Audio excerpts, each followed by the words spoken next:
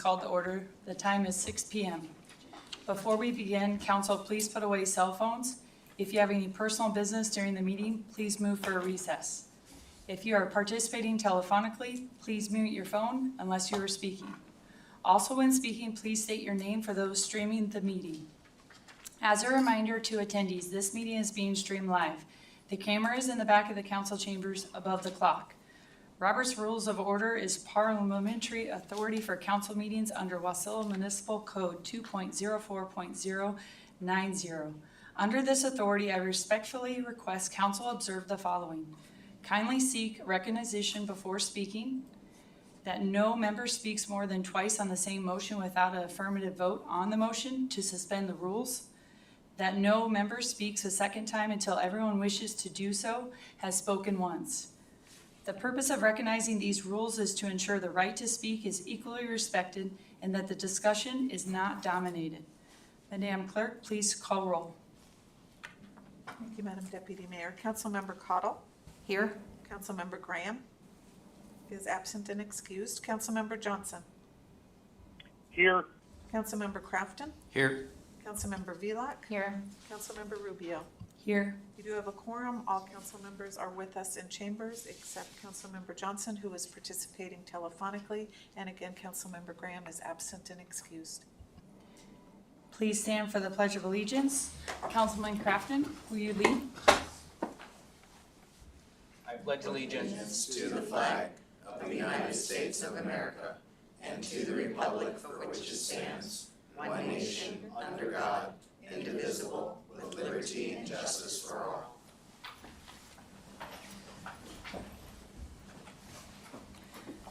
The first item of business is approval of the agenda. Before changes are discussed, are there any conflicts of interest to declare? Hearing none, we'll move to approval of the agenda. Administration has requested that AM number 24-41, item 8.4.5 be removed from the agenda. Are there further changes to the agenda? Is there an objection? The agenda is approved as amended. There are no special orders of the day. We are now at commission and agency reports. Braden Holtz, please come forward to present information on Matsu Youth Court.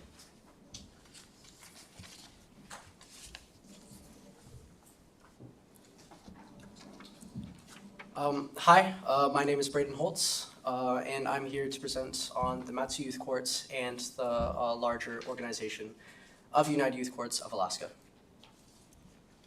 So I'd like to start off by kind of explaining who I am and why I'm here today. My name is Braden Holtz, like I said before. I'm a senior at Colony High School, and I've been a Matsu Youth Court member since 2019.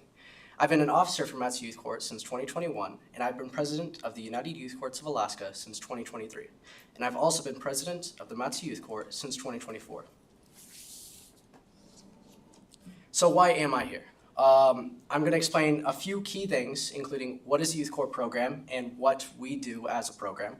And I'm going to explain how it serves a community, including the youth offenders and the youth volunteers. So what is a youth court program? The youth court program is a restorative justice program where instead of focusing on the actual punishment of whatever crime the youth has committed, I focus on restoring the crime and helping to give back to the community. And when I say I mean the organization. I'm not just talking about myself here. Instead of locking them up or doing something similar like that or paying a fine, we have them give back to the community through volunteer work service. Now this can mean a multitude of different things, including going to the recycling center and helping out there, or going to a food pantry and helping out there as well. There's multiple different options across the Matsu district, and it may vary from area to area if you go across the state as well. So how does this help youth offenders if we just focus on the restorative side instead of the putative side? Well, first of all, it can give them a taste of what court is actually like. Instead of just having them go to an adult court where they're looked at, where they're defended by adults, they're prosecuted by adults, and they're judged by adults. Instead, they're judged by their peers, they're defended by their peers, and they're prosecuted by their peers as well. It is a non-anxious environment where they're not having large, glaring eyes look down upon them. Instead, they have their peers looking with them into what could have happened if they went into adult court instead. And like I said before, instead of locking them up or having them pay fines, what we do instead is we give them volunteer hours. And I explained what we do for that as well. It also will mean that their record is wiped clean once they turn 18, which means they can enter their adult life and the workforce with a clean record and not having those roadblocks to stop them. Some of the crimes that we have coming through our program include, for the most part, marijuana, assault, and theft. Marijuana in school grounds right now is the biggest crime we've been seeing come through. Now what this means is kind of self-explanatory. It means that the kid was caught, or the offender was caught on school grounds with marijuana, either giving it to another student, having it on their possession, or smoking it, or just being caught with it in general. Assault typically means a fight. Of course, we've had different types as well, where a kid was just attacked, or a group of kids started to attack one student. Again, it kind of varies. And with the theft part of things, it can range from $500 glasses that they stole at like an airport to range down to a bag of chips that they got stealing from the local convenience store. It can vary very wide. And typically these type of crimes we see are a lot of misdemeanors and then sometimes felonies when it comes to certain marijuana cases as well. So how does it help the youth volunteers though? Again, it gives them a taste of what court is like without having to actually be inside of the adult court program. And it adds to college resumes in a very, very helpful manner. I was just on the phone with a college admissions counselor today, and talking about the youth court stuff is something that's going to be helping me once I apply to colleges and apply to scholarships going forward in the future. It also has the ability to meet new people. As I explained later on, there's a multitude of different students that join each year in the youth court program. And we have a lot of student offenders that go through the program as well, which means you get to meet a wide array of different people inside of this program as well. As I explained before, you are judged by your peers, but you're also defended and prosecuted by your peers. What you do is you start off as a shadow, and then you work your way up to second chair and then first chair of defense and prosecution. You have to work both sides. And then from there, you can move on to judge. Right now, I am the chief judge of the Matsu Youth Court program, and I was just given that about a year ago or so. And then something else that you learn inside of this program is confidence and leadership. I've always been someone who's very self-confident in myself. However, after joining the youth court program, I was able to find what I wanted to do in the future, which is law, as well as become a lot more confident in my public speaking and then who I am as a person and how I see the world. So I'm now going to go into a couple statistics on youth court itself. What I have on the presentation is a bit outdated, although I will go over that as well. So let me just pull it up right here. On average, Matsu Youth Court receives 55 referrals from the Division of Juvenile Justice, and we train 35 student attorneys on an average yearly. In the 2022 fiscal year, juvenile offenders provided 540 hours of community work service, and in 2023, they gave 621, and in 2024, they gave 555 hours to court-ordered community work service. Similarly, in 2022 fiscal year, student volunteers gave 1,379 hours. In 2023, they gave 1,480 hours, and in 2024, they gave 1,814 hours of volunteer work service to the program, thus helping the community as well. In the fiscal year of 2018, the latest year for which we have had this data, 88% of the youth offenders that went through our program did not reoffend after 4 years. I think this just goes to show that the rehabilitation programs that we have instead of the punitive programs that we might have had otherwise really helps these youth volunteers to not continue what they're doing going on into the future and into their adult life. Now, the reason why I'm here giving this presentation to you is to continue to bring this amazing program to new faces. If successful, it'll ensure that this program continues in the Matsu Valley, and which leads to helping young youth offenders keep their records clean going forward into their adult life. And it gives more kids opportunities to either join or benefit from this amazing program. Thank you. Thank you. Any questions?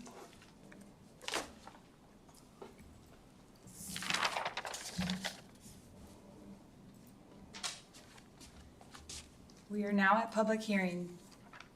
There is one ordinance scheduled for public hearing. Madam Clerk, please read ordinance serial number 24-26 by title. Thank you. That's amending Wasilla Municipal Code Section 204-035 to increase council member compensation for attendance at council meetings, irrespective of meeting type, and amending subsection 204-060B to remove the mayor's authority to call special meetings. The public hearing on ordinance serial 24-26 is now open. Anyone wishing to testify, please come forward. Begin by stating your first and last name. Comments are limited to 3 minutes per person.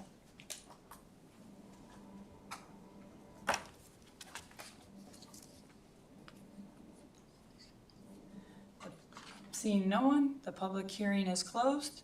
Is there a motion to adopt ordinance serial number 24-26? Madam Deputy Mayor, I move ordinance serial number 2426. Is there a second? I second. It has been moved by Councilmember Crafton and seconded by Councilmember Cottle to adopt ordinance serial number 24-26. Is there discussion? Madam Deputy Mayor, I move to postpone ordinance serial number 2426 until the August 26th meeting so that Councilmember Graham will be here to be able to speak on his ordinance. Is there a second?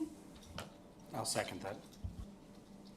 It's been moved by Councilmember Cottle and seconded by Councilmember Crafton to adopt, or to postpone ordinance serial number 24-26.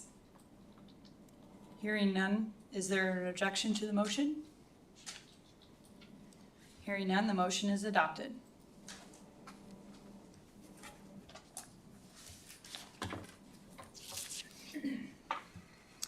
We are now at persons to be heard, a time for members of the public to share their views with the council.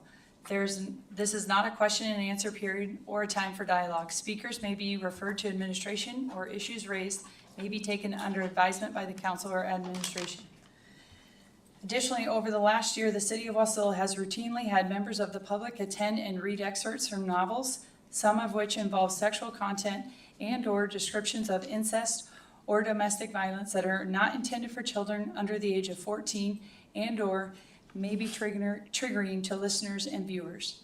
For those of you with young children viewing or listening to this meeting, or who may be triggered by the descriptions of incest or domestic violence, please be aware we are now entering public comment, and you may want to mute the video or temporarily exit the meeting. We will notify the public when the public comment has ended, and the council is moving on to the next item on the agenda. For those of you participating in public comment tonight, I respectfully ask you to remember that our attendees, viewers, and listeners may be under the age of 14 or victims of domestic violence and are not choosing to read the passages that you are choosing to read to them. Eileen Faulkner.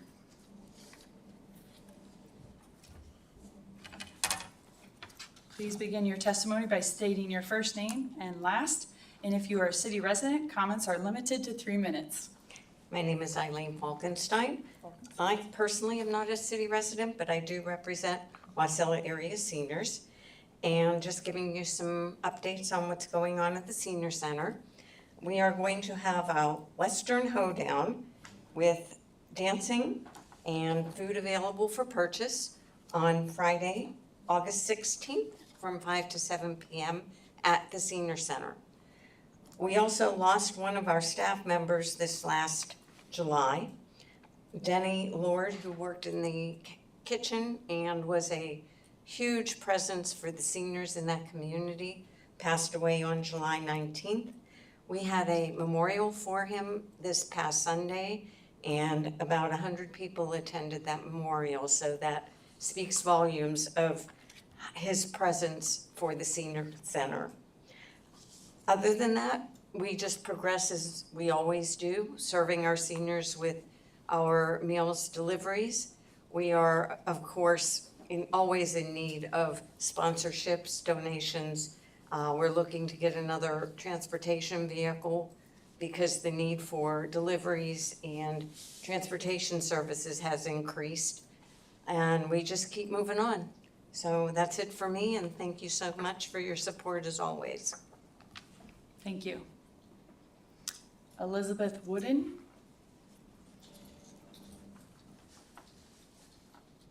Please begin your testimony by stating your first and last name. If you are a city resident, comments are limited to 3 minutes. My name is Elsbeth Wooden. Yes, I am a Wasilla resident, and I'm known to most folks as Betsy. So I just sort of last minute got volunteered to come in. Jeannie Trushinsky is currently unavailable, and so Randy said that she would go to the borough if I would come to Wasilla, and as a Wasilla resident, I said fine. So just an update, we had a couple of really fun events. We did had the birding festival at Wasilla Public Library. Lots of kids, lots of families. I don't have the numbers for you, she would have those, but it seemed like a very positive experience from everything I could see. And then we also had the used book sale just recently, and again, you know, a lot of families, a lot of happy kids, and it's just it's one of the most positive experiences I have as a volunteer, and I volunteer at 6 different organizations. So this is one that I truly enjoy. The people that I volunteer with are delightful. We have fun, we work hard, and we get to see families, just absolutely glowing and enjoying their time there. So thank you so much. Thank you.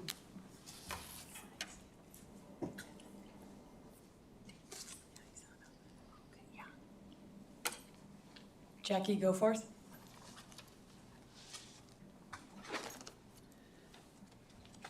Please begin your testimony by stating your first and last name. If you are a city resident, comments are limited to 3 minutes. I need one of those back. No worries. You're welcome.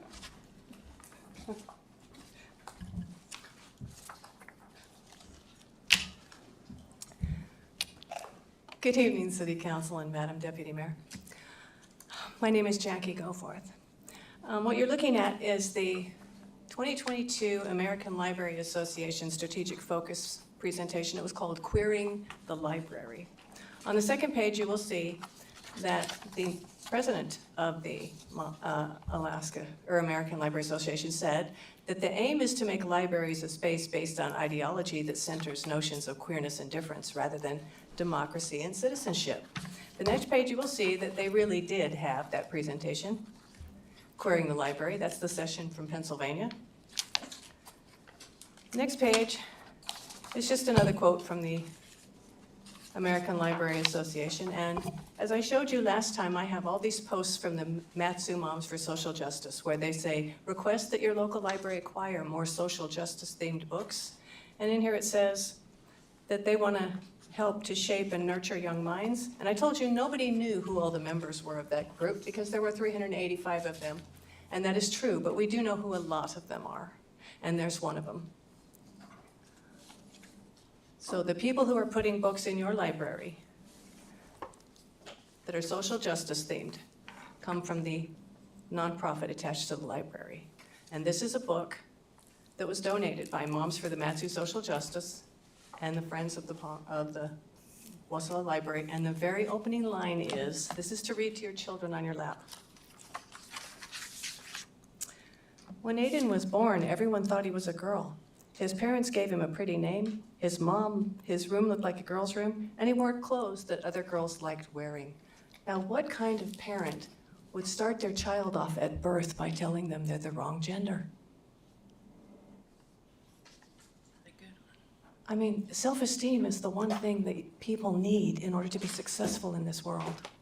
They need to know that they matter and that they're okay. I'm okay, you're okay. Remember that? When did it become I'm okay, but you're not? You were born wrong. Sorry, you're wrong. You're wrong. You're wrong, you need to fix it. Because there's no way to fix it. You're always going to be X, Y, or XX, or Y, whatever it is. You cannot change it. The skeletal structure will tell on you. Do you know that if a fireball came through this room, we would be down at the morgue and we'd have a toe tag that said Jane Doe or John Doe based on our blood work? Your skeleton will tell on you. Do you know a male's skeleton, for his skull, he has square eye sockets, but a woman has female? They will always be able to tell what you are.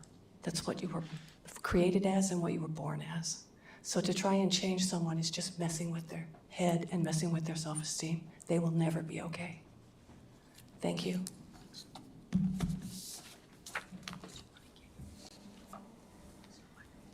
Karen Lewis. Please begin your testimony by stating your first and last name if you are a city resident. Comments are limited to 3 minutes. Madam Deputy Mayor and City Council members, my name's Karen Lewis.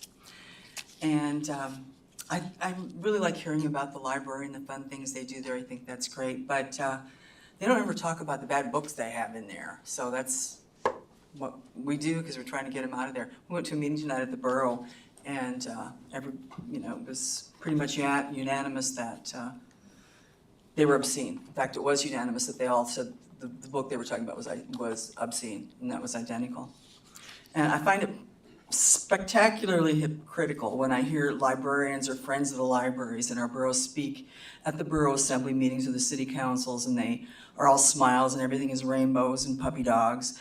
Their reports speak only about respectable and acceptable gatherings or events like their latest Palmer Depot event. They had face painting for the children and hot dogs for all.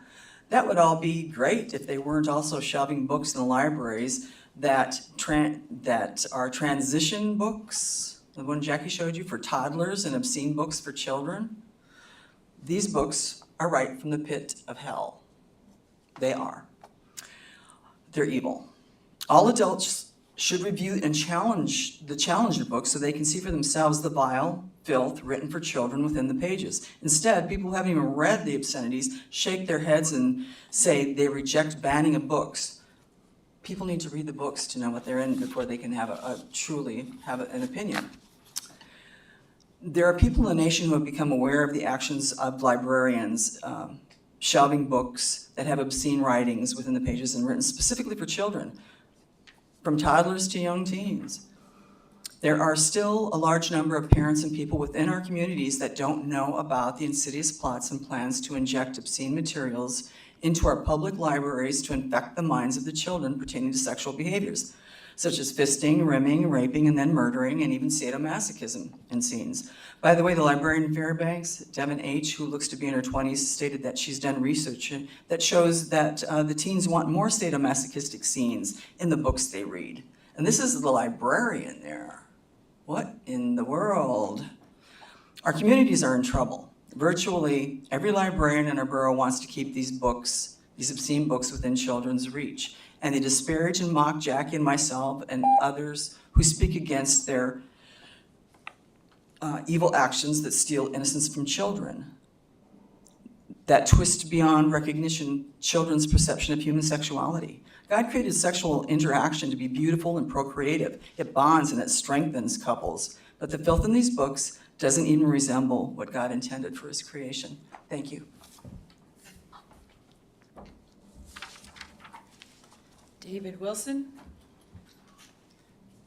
Please begin your testimony by stating your first and last name if you are a city resident. Comments are limited to 3 minutes. Thank you, Deputy Mayor and City Council. For the record, this is David Wilson, also your Senator for District N. Just want to state thank you for DOT hosted a roundabout from the Wasilla Fishhook Spruce intersection. Just to remind folks that's still ongoing, and they did an open house, and there's more open houses on DOT's public on their website to make comments upon, because it's a lot easier to make sure to get your input done before dirt is turning. So I just want to urge folks that they have concerns about projects that are slated to start next year or the future years, to put their public input now before dirt is turning, because it's a lot easier to implement changes before final design. Also, going on in the borough, we have early voting is starting for the primary elections for the state. That is happening. You can go to the Division Elections site off of Bogard and the Matsu Borough Monday through Friday, and Saturday and Sunday they have hours open too. If you make a plan to make sure you get your ballot turned in on time. Also happening in the community, we have at the community workshop in the Wasilla Airport layout for the runways. That's happening tomorrow from 3 to 7 at the Menard Center. I want to urge folks to go out there and see what's going on. Next week, or next week, in 2 weeks, your next meeting, we will hopefully be celebrating your 50th incorporation as a city. So we look forward to doing that here. And also at noon, we'll be doing the 60th for the borough at the joint chamber meeting at the fairgrounds. And with that, I'd like to just remind folks, our office is open, and we in the back also is my wonderful legislative staff, Ms. Johnson. We try to attend, and if I can't make it, one of us will be here hopefully to pass on what's going on here in the city or to answer questions. Our office is open to help people navigate systems of government, and we're just here we're the government, we're here to help, regardless of what may be otherwise stated. And so please let us know. Thank you. Thank you. We are now on the consent agenda. Madam Clerk, please read the titles of the items for approval under the consent agenda by title. Thank you, Madam Deputy. Regular meeting minutes, July 22nd, 2024. We have one introduction, public hearing date August 26, 2024. That's ordinance serial number 2427, accepting and appropriating a community grant from the U.S. Environmental Protection Agency in the amount of $5,680 for the wastewater treatment plant sludge management projects. AM number 2437, term contract task order award to HDL Engineering in the amount of $80,524 for design services of Wasilla Airport Apron E, Electric Gate E. AM number 2438, approving a contract amendment to Neeser Construction Incorporated in the amount of $601,920 for the expansion of Apron E at the Wasilla Municipal Airport. AM number 2439, term contract task order award to HDL Engineering in the amount of $835,305 for consulting services for Wasilla Airport land acquisition and survey environmental. AM number 2440, authorizing the extension of a professional services agreement with MG Consulting Services LLC in an amount not to exceed $35,000 to further transform the city's record-keeping practices from a predominantly print-based system to a digital one. And those are our items for approval under the consent agenda. Is there a motion to approve the consent agenda as read? Madam Deputy Mayor, I move to approve the consent agenda as read. Is there a second? Councilman I Johnson second. seconds. It has been moved by Councilmember Cottle and seconded by Councilmember Johnson to approve the consent agenda as read. Is there an objection to the motion? Hearing none, the motion is approved. We are now at unfinished business. Madam Clerk, please read the title. Thank you.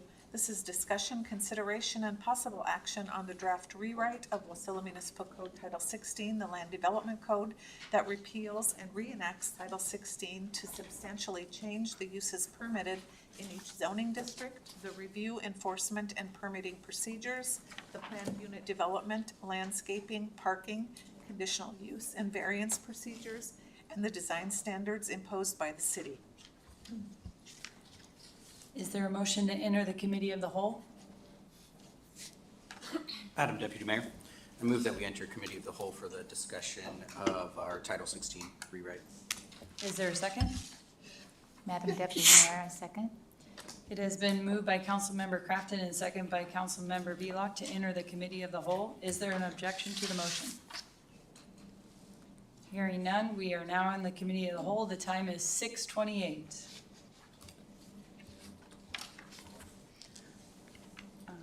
Go ahead, Holly. Oops, sorry about that. Hello, council and the public. We're gonna look into divisions 1 and 2 in Title 16. Because we've been doing a line-by-line review of Title 16, I may move fast at times. Please tell me to slow down.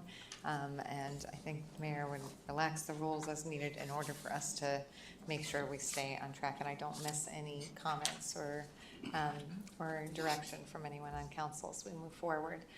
One thing I will say is, so what you have in front of you for materials, for handouts, you have an alternative definitions for discussion worksheet.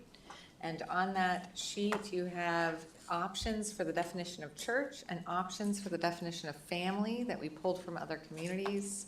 I will take a minute. This is Mackenzie Milliken. She's a paralegal who works at Bertorton with me, but also is working on Title 16. So she pulled together this worksheet so that you could see some of the options. I think if for this session, if you can just take the time, bring it home with you, read them, see if there's one you prefer more than the other. I think that the family definitions, for example, we can work with one of these options to incorporate both a more than number, but also maintain those relationship-based family allowances, which will hopefully address some of the concerns of council. But again, this is just so that you have it, and so you can look at those options and see the pros and cons, and what you may prefer as a council member, and then we'll revise the code once we get through divisions 1 and 2, and we incorporate it and we bring it back. That will be a time where we'll talk to you about the specific changes to those definitions. Councilmember Crafton, do you have a question? If I could. I spent a few minutes, I didn't get a chance to fully mull over the family section, but just looking at the church section, it felt a little like these weren't quite planning definitions. They felt more tax style definitions. And just my thoughts on it, looking at the Palmer one, the second one for church, to me, that one just really says no, because part of the conversation we've had is our fear was that depending on what we put under there, that certain types of accessory uses for the churches might categorize like Bible studies, and we wouldn't be able to have Bible studies at them, which we know that's not the intent, but we don't want to like cross that line. And to me, that accessory uses within associated there within actually does fall, in my eyes, falls under that Bible study. I really liked the first one though, that the city of Soldotna had, but I think what it's missing is primary, because a lot of what we've discussed is we're saying, hey, whatever the primary use is the one that's really what we're looking at here. Is the primary a use a church or for public worship, and then you use it sometimes for living there? Well, yeah, it's a church at that point. But if it's the other way around, then we know it's an actual residence. So my thoughts already, I'm curious if anybody else had some time to look at it, but I really like the one Soldotna had. I just feel like we need the word primary in there in some fashion to clearly specify that we're talking about the primary use of that building. And it might be something as well that we just need to redefine somewhere else, is that like, hey, these are primary uses we're discussing. Well, okay, what constitutes a primary use? When it's used more than 51% of the time for X use, now it's constituted as a primary use. I don't know if that's something we need to consider. It was just something I thought of here recently, specifying like, hey, this is truly what we're talking about.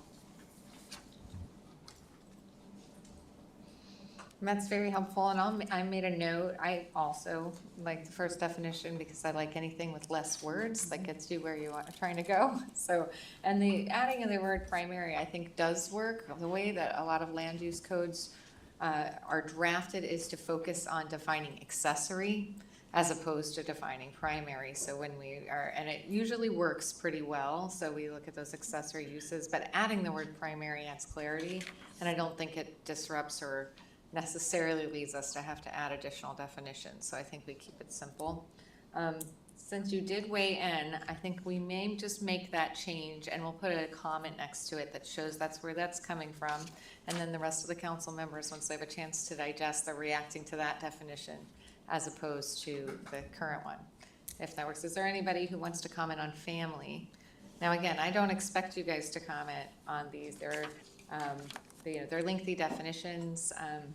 One thing I will say is, so the first definition of family on the worksheet reads as such. Family means any number of persons related by blood, adoption, or marriage, or no more than 5 unrelated persons occupying premises and living as a single housekeeping unit, as distinguished from a group occupying a rooming house, club, fraternity house, or hotel.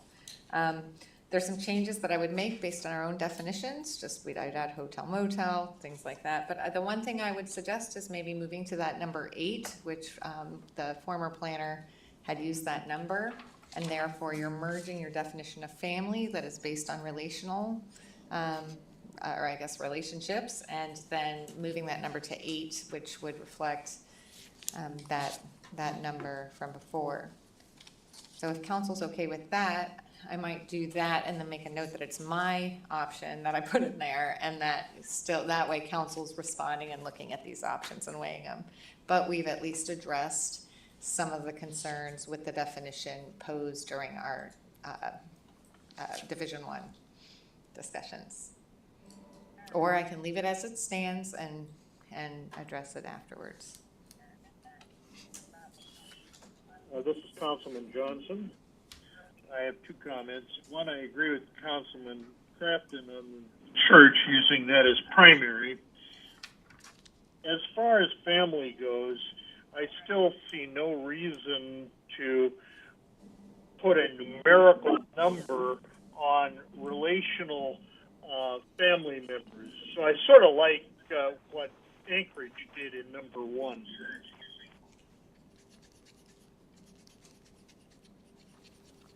Councilmember Johnson, I think you and I share the same preferences on that one, but I do like that they have both. They have both the number for non-relationship based families. Are you okay with that? I just want to make sure I'm clear. If you are, I'll add you to my comment. And so it'll say Councilmember Johnson and Holly prefer this option, but remaining. Yes, Yes? Okay. this is Councilman Johnson. 5 unrelated persons is okay with me. Thank you. Thank you. I'm gonna jump on that too. I like that.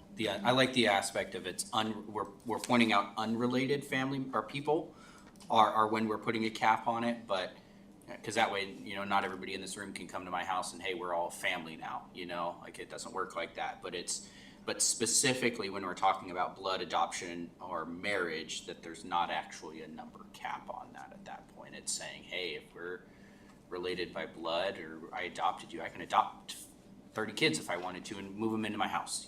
They're my family at that point. I like that. Okay, yes, so actually, then I am going to remove a comment because I think I've heard from enough of you where that's a good starting place for the next review. So do that unless I hear an objection. Any objection to that approach? No, okay. So moving forward, so that is your worksheet that you have with you. The other thing you have today is a PowerPoint presentation. You have a copy of the PowerPoint presentation. Councilmember Johnson, it's numbered, and as I go forward, I will try very hard to remember to refer to the page number. If I forget, if someone could let me know, just so I do that, so people on the phone can track, that would be great. One of the things I did here is in the memo that was provided with Title 16, there were definitions or descriptions of the definitions section, and I included those in these PowerPoint, in this PowerPoint, even though the council had gone through that last time. I just thought, as you're moving forward, when you get to the end, it's nice to have those notes all in one place. But for purposes of our discussion, given the progress that we made, I'm going to start on page 5 of the revisions. And I'm going to start with the definition of heavy equipment storage today. So before I delve in, and we did go through the H definitions before, but there are some comments I just want to emphasize, and then we'll go into the I's, which is really our starting place for today. But before I do that, is there any questions, any preferences, anything council wants me to know before I start rambling at you? Okay, seeing none. So I'm going to go forward kind of quickly here. And I do think a lot of these comments are worthwhile. If you haven't read the memo, just kind of grounding yourself in those comments is good because it focused on the most substantive changes.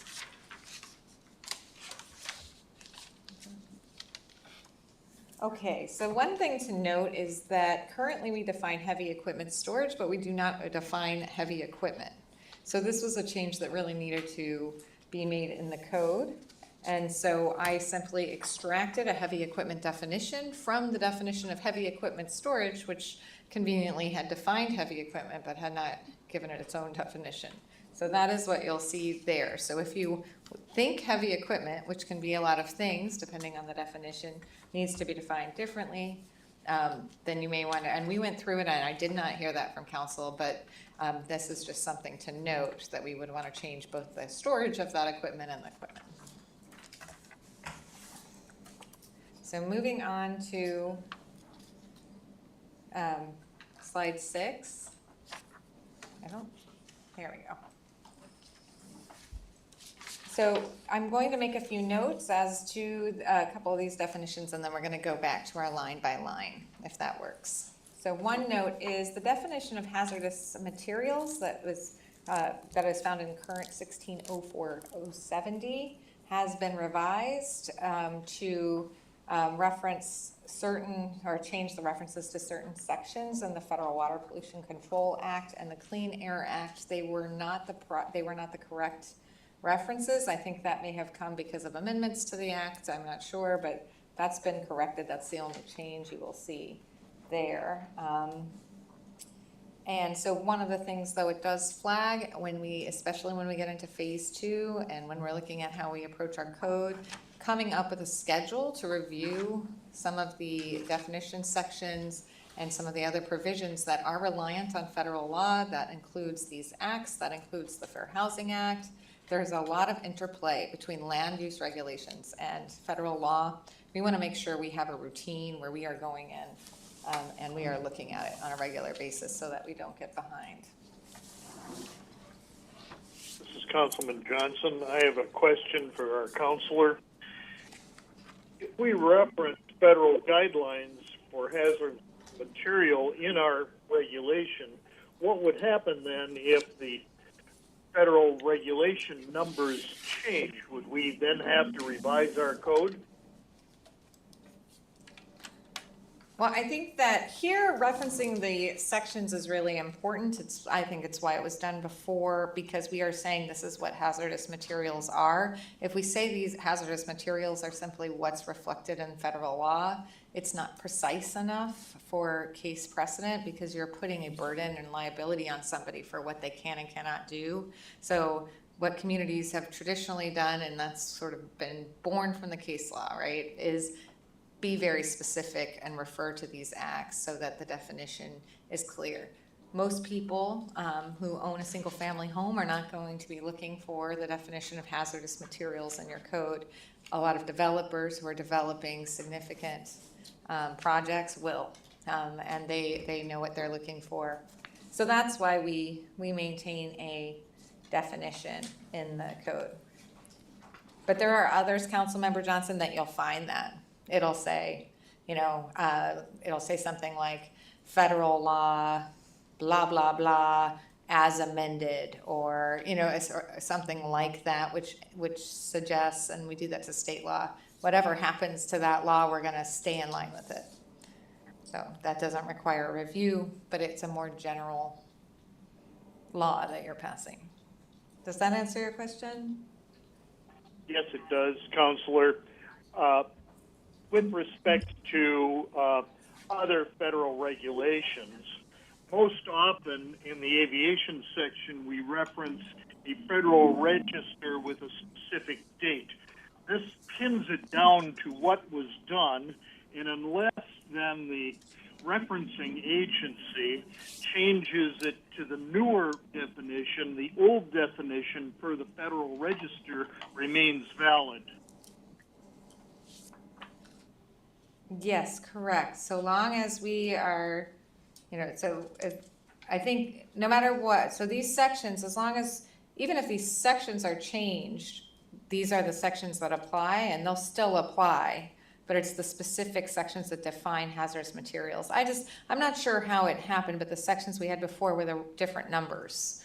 So they weren't the sections that define hazardous materials. So I'm guessing at some point, either we just made an error, which happens, right, in the code, but either there was just an error in the code as it exists, or there was a change in the law. And one change, maybe they added a section that then moved the sections.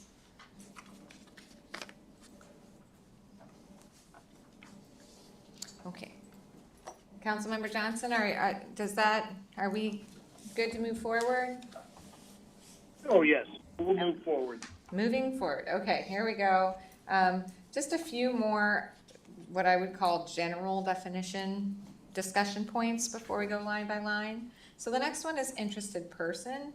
An interested person is defined to ensure that the right to appeal a land use decision is limited to a person who was adversely impacted by the decision and who appeared before the planner or commission or the record owner of the property or any government agency, which that would include the city. So basically, interested person is a very general term and truly means interested, but it does have implications, which means So under the statutes, this is the one place where we actually do apply a slightly different standing rule on who gets to challenge something that's before the planning commission.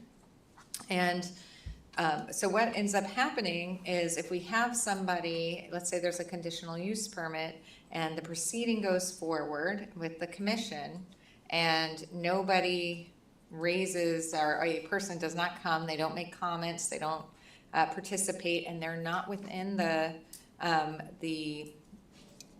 not within the area that's provided notice, they're not considered an adjoining or adjacent property owner, there's no really other basis for interest as opposed to they are a member of the Wasilla community, right? If it's appealed to a hearing officer, they would not be an interested party because they didn't engage. Now, a lot of communities require some type of aggrieved status. They want to see that, and they consider aggrieved status like you are within a certain square feet from the property. Whatever's happening on the property, you can show that it's going to actually impact your property or your enjoyment of your property. So this is, and some don't require anything. And this is the in-between. This is, we don't really require anything except for you to show up and participate. We aren't going to allow you to appeal a decision made for a property owner if you haven't participated in the underlying action. And the theory behind this is that if you're a developer or a property owner and you put a bunch of time and money and effort into making something happen, before you're handed that permit, you know there's uncertainty. You know that you could be denied that permit. The second that you get that permit, if no one is there, then there's a certain element of, okay, nobody was there. Maybe the planner agreed with and recommended my permit. The commission seems to very much be excited about what I'm going to do. Now I'm starting to have some certainty. And if someone who appeals has had no participation in that hearing or in that proceeding, it's very surprising. And so we see a lot of frustration and a lot of impacts on development. So given the council's earlier prioritization of pro-development, sort of less regulation, I went with an interested person standing definition that tried to come up with that balance. I would like you to think about that. Do you want to open the playing field so anybody can appeal? Or do you want to keep this restraint, which is that they need to participate?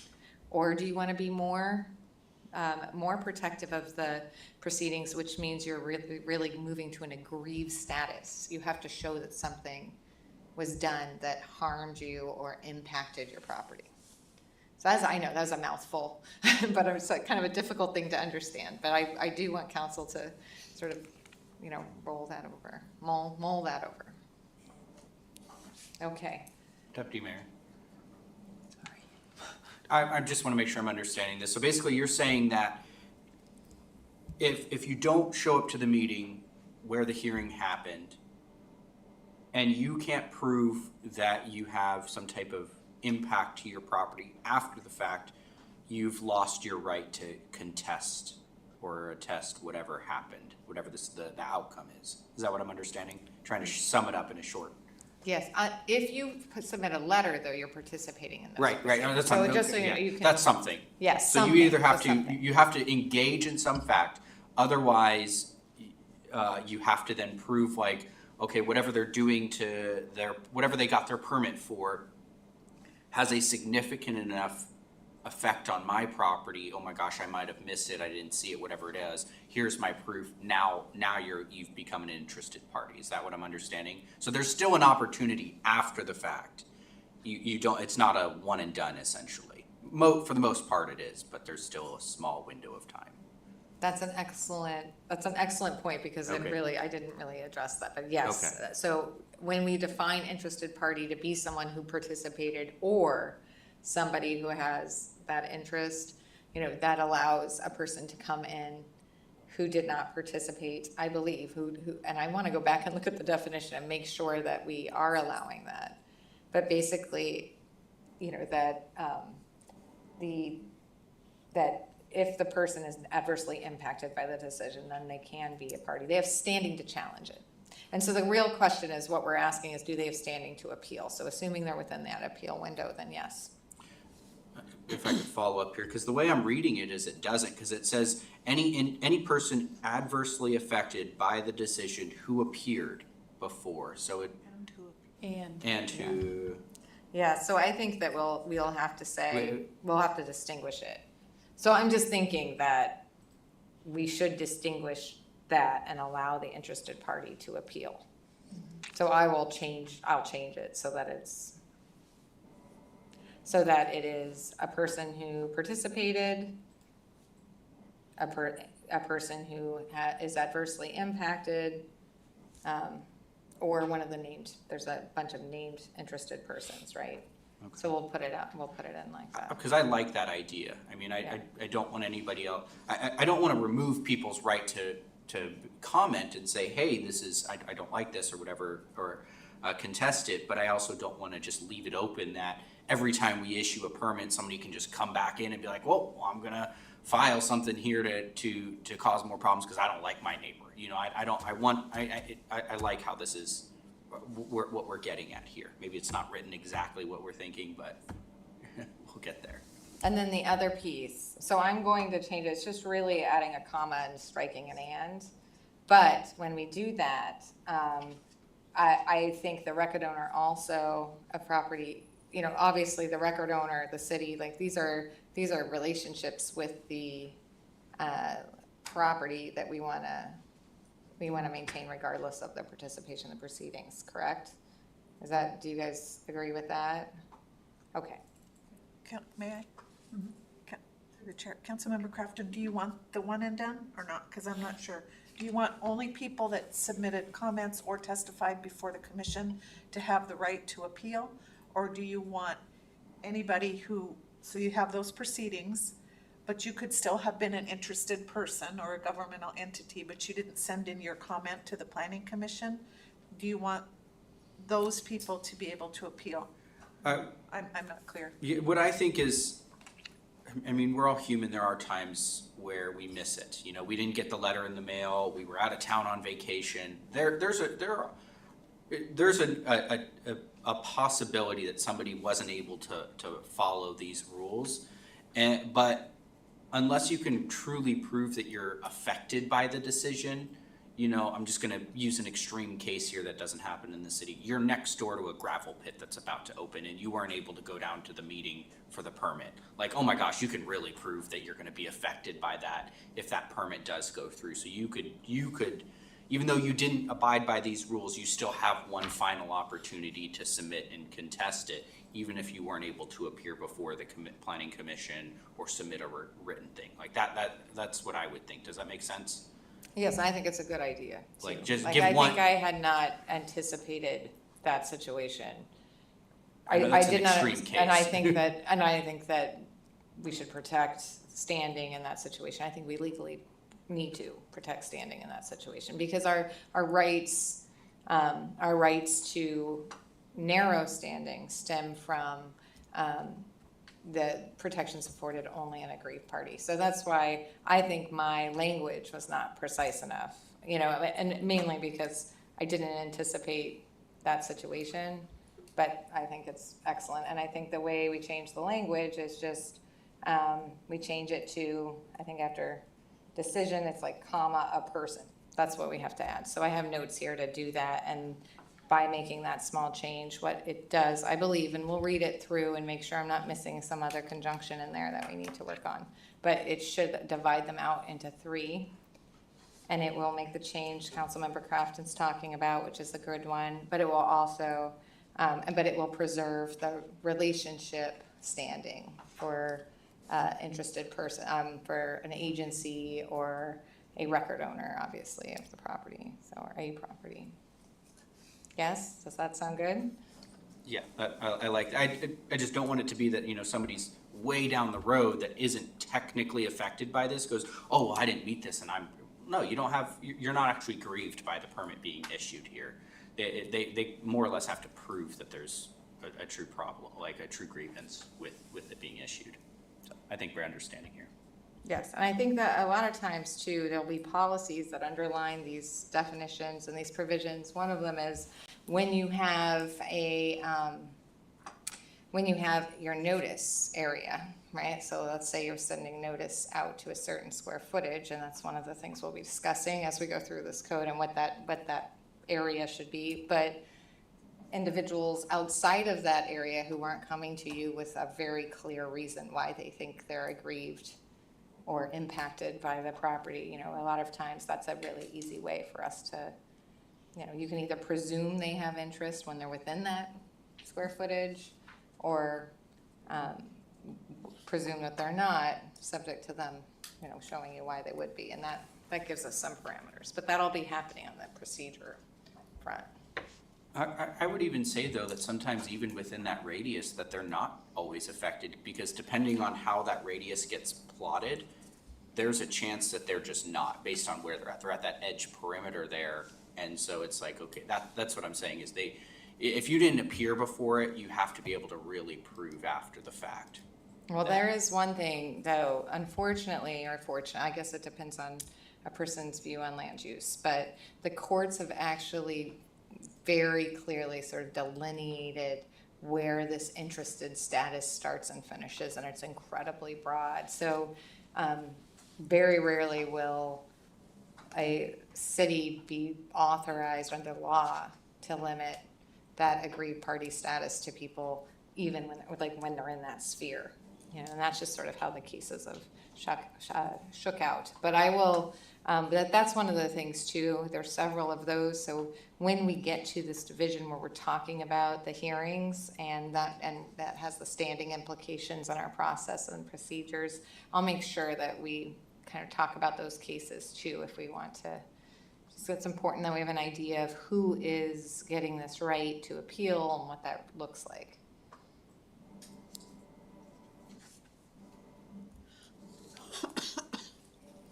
Okay, moving forward, another just general, a general note is the definitions of junkyards. Junkyards gets a lot of attention in reality and on what is actually happening in the city when something, stored on the property, when it meets the definition and falls within the definition of junkyard.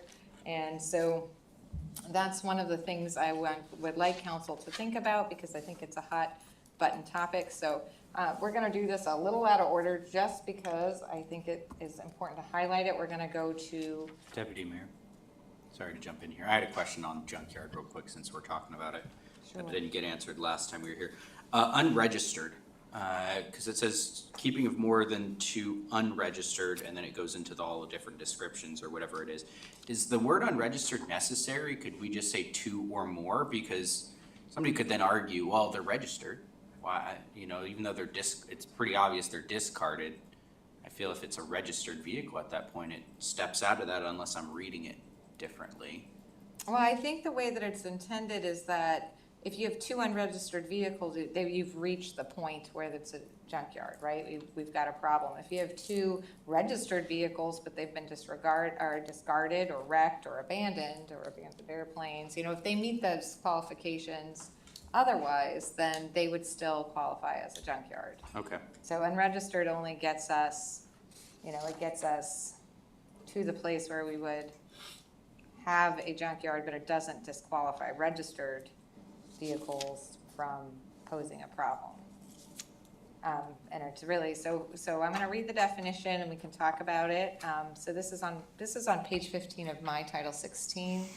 I might turn to the clerk for the proper page reference, because I'm now working in is it the same?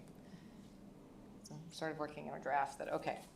All right, junkyard means a lot or a portion of a lot which is used for the purposes of the outdoor storage, handling, dismantling, wrecking, keeping, or sale of more than 2 unregistered, discarded, wrecked, or abandoned airplanes, appliances, vehicles, boats, and building materials, machinery, equipment, or parts thereof, including scrap metals, wood, lumber, plastic, fiber, or other tangible materials. So another thing to note is that as we deal with the specified use of a junkyard, we will change this definition if we need to, or just remove it, because we have a specified use that is a junkyard. So we'll be working on that together when we get to specified uses, and once we get that refined, we can refine junkyard. I just want you to be thinking about what you want a junkyard to be. And so on a much more policy level here, rather than the wordsmithing, although I highly appreciate all wordsmithing, and that's not to shut anything down, but I really want you to think about what you want that to look like, because Wasilla has a lot of very unique and very versatile businesses and neighborhoods, and so there are, some people feel like junkyards do not belong in certain districts. Some feel like that, you know, a definition of junkyard should be much more narrow to allow more of those businesses. And I have no opinion on the matter, but I want to make sure I reflect your opinion on the matter. Okay. All right. So at this stage, so we're on page 7 of our PowerPoint. So instead of going through each of these comments, which were all in your memo that's attached to your Title 16, I'm going to move into the line-by-line definitions. And then we will return to page 9 of our PowerPoint. So we're going to do a little jumping around, but I think that's the only way this really works. So, okay.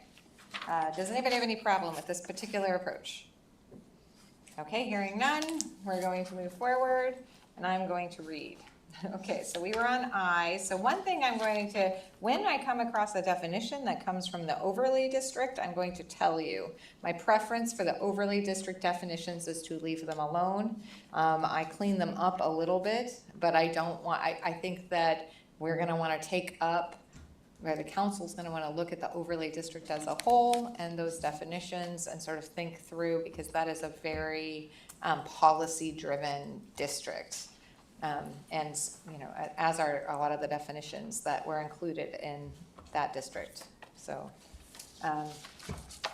so speaking of, so one of those definitions is head shop. We talked about dealing with the head shop definition in phase 2. That is a downtown overlay district definition. So, and then I'm now going to move, because we talked about hotel motel last time. So, okay, so page 15, improvements. Improvements, the definition for improvements is also from the downtown overlay district. Improvements means any and all building site developments, betterments, modifications, and construction, including but not limited to buildings, structures, walks, towers, tanks, patios, decks, driveways, signs, docks, walls, fences, screens, parking areas, drainage and utility conduit, excavations and grading. Routine maintenance is not an improvement.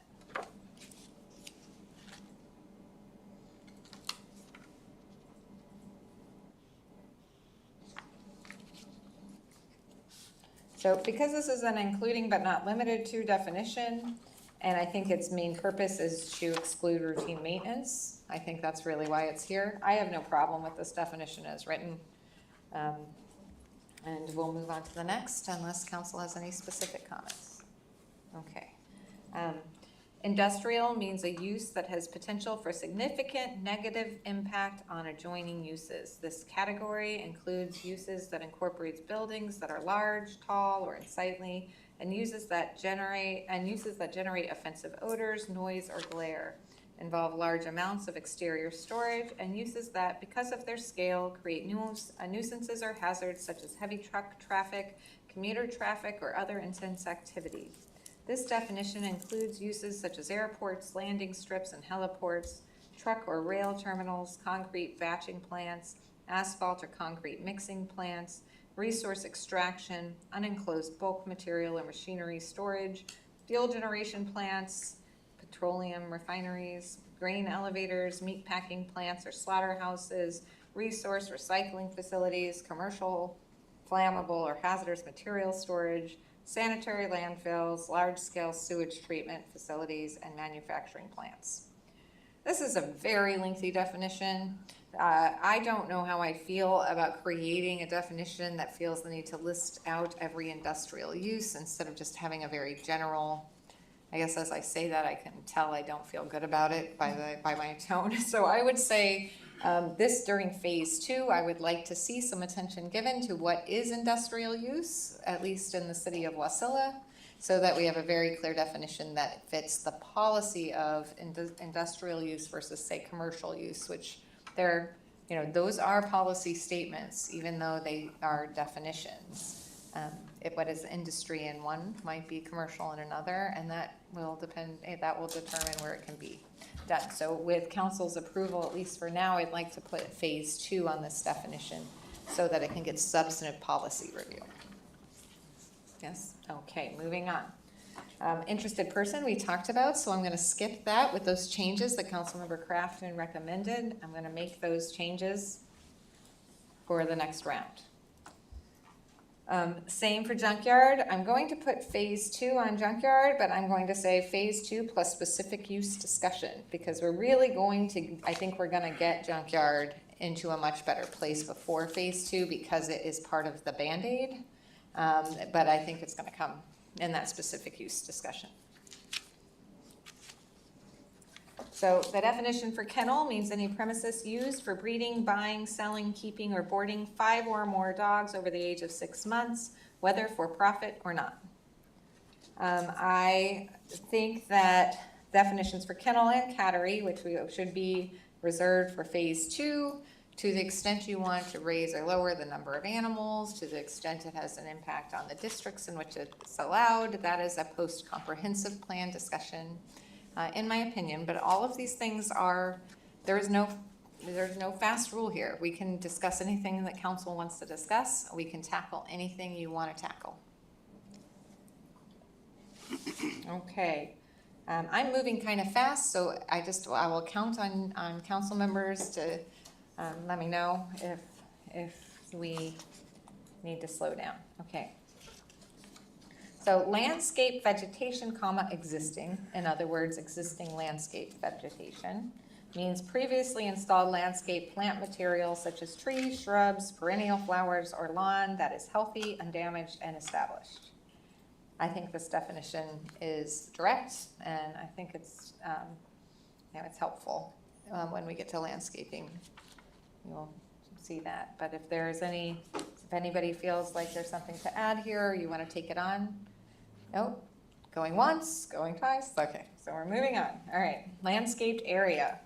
Landscaped area means all areas shown on the approved landscape plan that contain required plantings, and in parentheses, trees, shrubs, flowers, hedges, etc., mulch, and other landscaping features that require maintenance and retention in perpetuity. These areas are often protected by curbs or other structural barriers and may be located along the perimeter of the site within the interior and exterior of parking lots and as screening buffering between incompatible uses. This does not include sidewalks, walkways, patios, decks, fountains, or other pervious or non-pervious hardscape unless specifically permitted within this title. I do not love this definition. It is long. It has words like perpetuity in it, which I don't think meet Councilmember Rubio's clear indication that we want, like a, sort of 4th grade reading level. That said, I think this really does what we're talking about when we're defining what part we're going to landscape. It goes to phase 2. It goes to an in-depth discussion of what we want to do. Our landscaping code, our plan is significantly reduced, and the laws that we are actually going to have on the books, if council passes these revisions, are much, much more flexible and limited. That said, there's still work to be done if after the comp plan comes out, there's direction regarding certain landscaping objectives and goals. So we can decide to tackle that later, but I think moving it to phase 2 and just making sure we have a very clear schedule for landscaping and other uses, that we line them out before you go to phase 2, so we make sure that these get addressed would, I think, be the best approach. So putting that for phase 2, okay. And again, just because we say phase 2 doesn't mean you can't think on this, because I know this is a ton of information, and say, I really want to tackle that one now, and then we'll revisit it. Okay, page 16, landscaping. Bed means an area in which landscaping treatment is planted or placed and may include mounds and berms. Where only width is specified, a landscaping bed shall extend the full length of the property line along which it is required, exclusive of driveways and other ingress and egress openings. It would be my preference not to define landscaping beds so specifically, so that we are not giving the dimensions outside of a dimensions provision. But that said, these are provisions, I think, maintaining it until phase 2 is good, because then we can get the planner, and also we can get some I guess I would say, so we want to get some specific landscape knowledge-based input on what kind of beds, what kind of extension we want to see. I have talked about these with Eric a bit, but in the process of looking at parking lots and landscaping for parking lots, we had some discussion about this, and I think this all is in line with that. But again, I would put phase 2 for this one. Okay. Large assisted living facility means a building used or intended for use in whole or in part as a residence, providing supervised or assisted living for more than 8 people. The term large assisted living facility does not include a correctional facility. So one of the more significant changes that you'll find in your definition and throughout Title 16 is this change from referring to group homes and certain types of living facilities to these references to large assisted living facilities and small assisted living facilities and small assisted transient living facilities. The reason why we have these changes is to make sure we're complying with the Federal Housing Act. So we should not be differentiating between these types of facilities based on their use. We should be focused on the amount of people using them and the type of use happening as a result of those individuals and that sort of assisted living, right? And so this incorporates that. And so as we go through the definitions, I'll flag when we do that, but that has been completely rewritten and changed. We will have a segment when we get into the districts and the specific uses. We'll talk about the difference between what could a group home do before and where was it doing it versus where a large assisted living facility would be, or a small assisted living facility. So that will come. Councilmember Crafton? Yes, thank you. Where's the small definition? It would be, Went through the S's, didn't see it. let's see. So there's you know why? It starts with long term. Okay. So, but it's a good point. Maybe what we should do, so it's long-term small assisted living facility, maybe we should do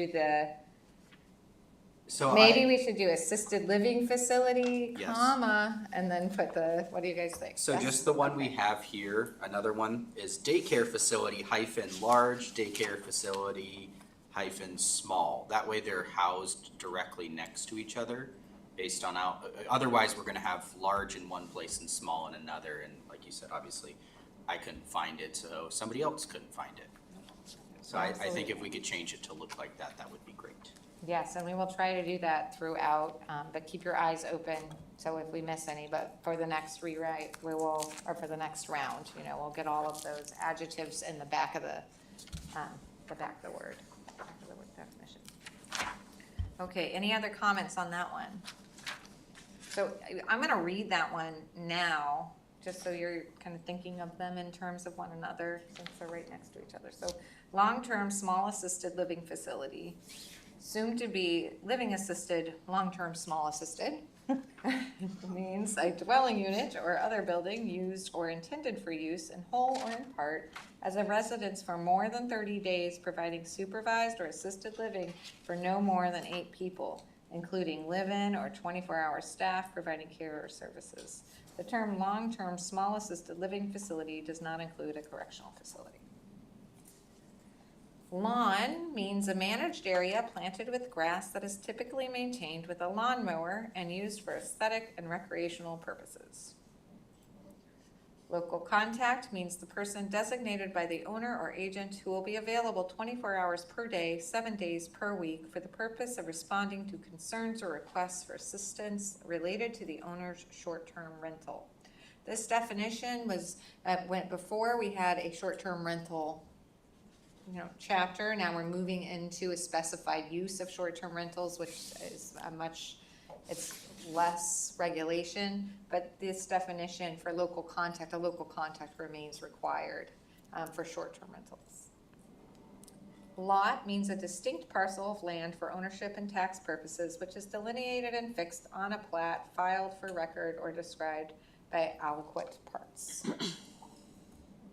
Councilmember Rubio, I am going to check on whether or not we really need that word aliquot.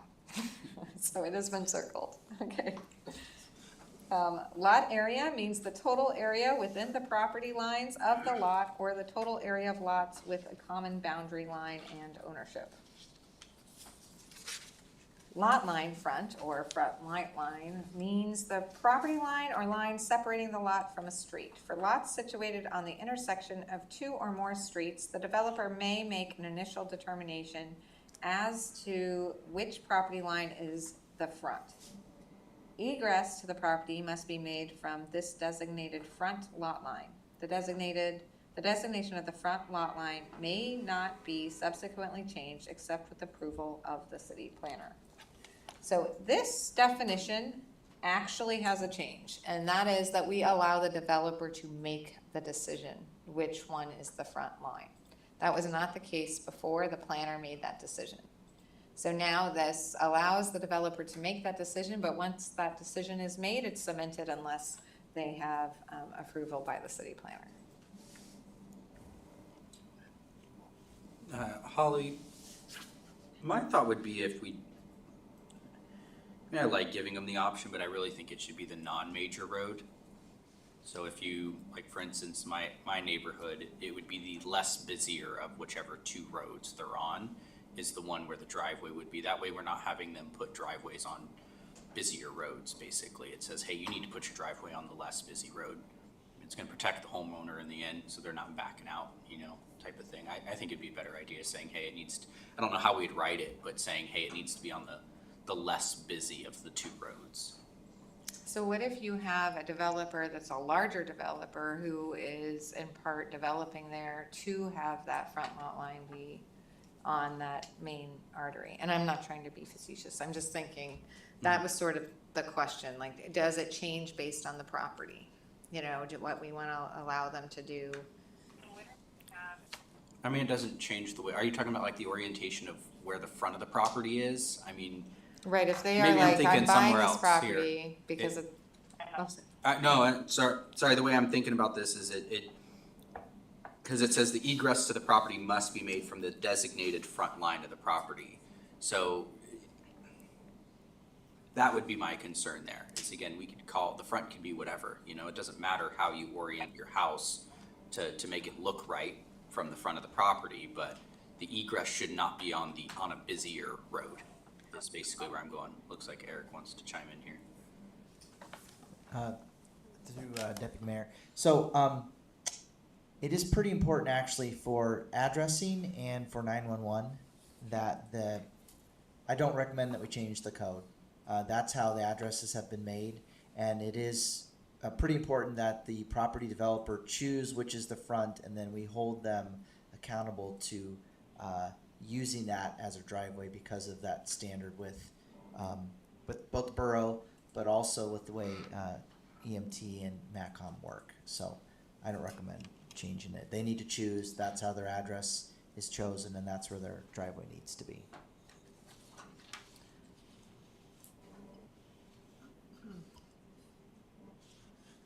Well, one thing we'll have to do too is look and see if there's more than one, because I think actually right now, Eric, I think right now it has the planner make the choice for them.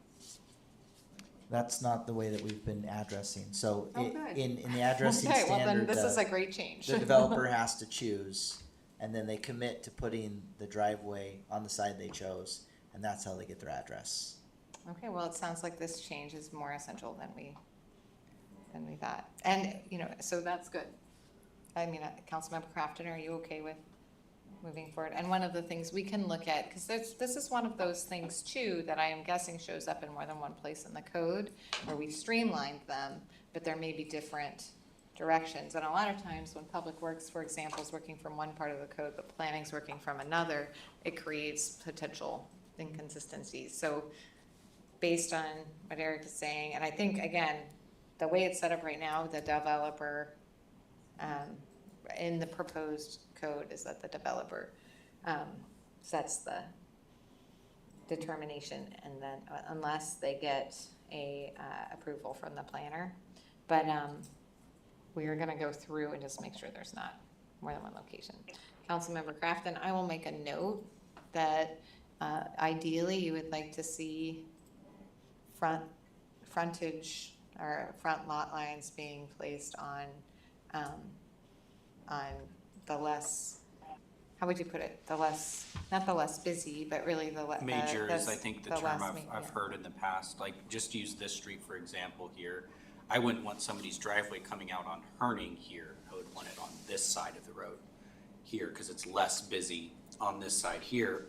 Again, you can build your house however you want it to be. That actually is sometimes an aesthetic thing. People like lots like that because they can put the driveway on the side, and then the side that people drive on looks nicer because it's a different orientation of it.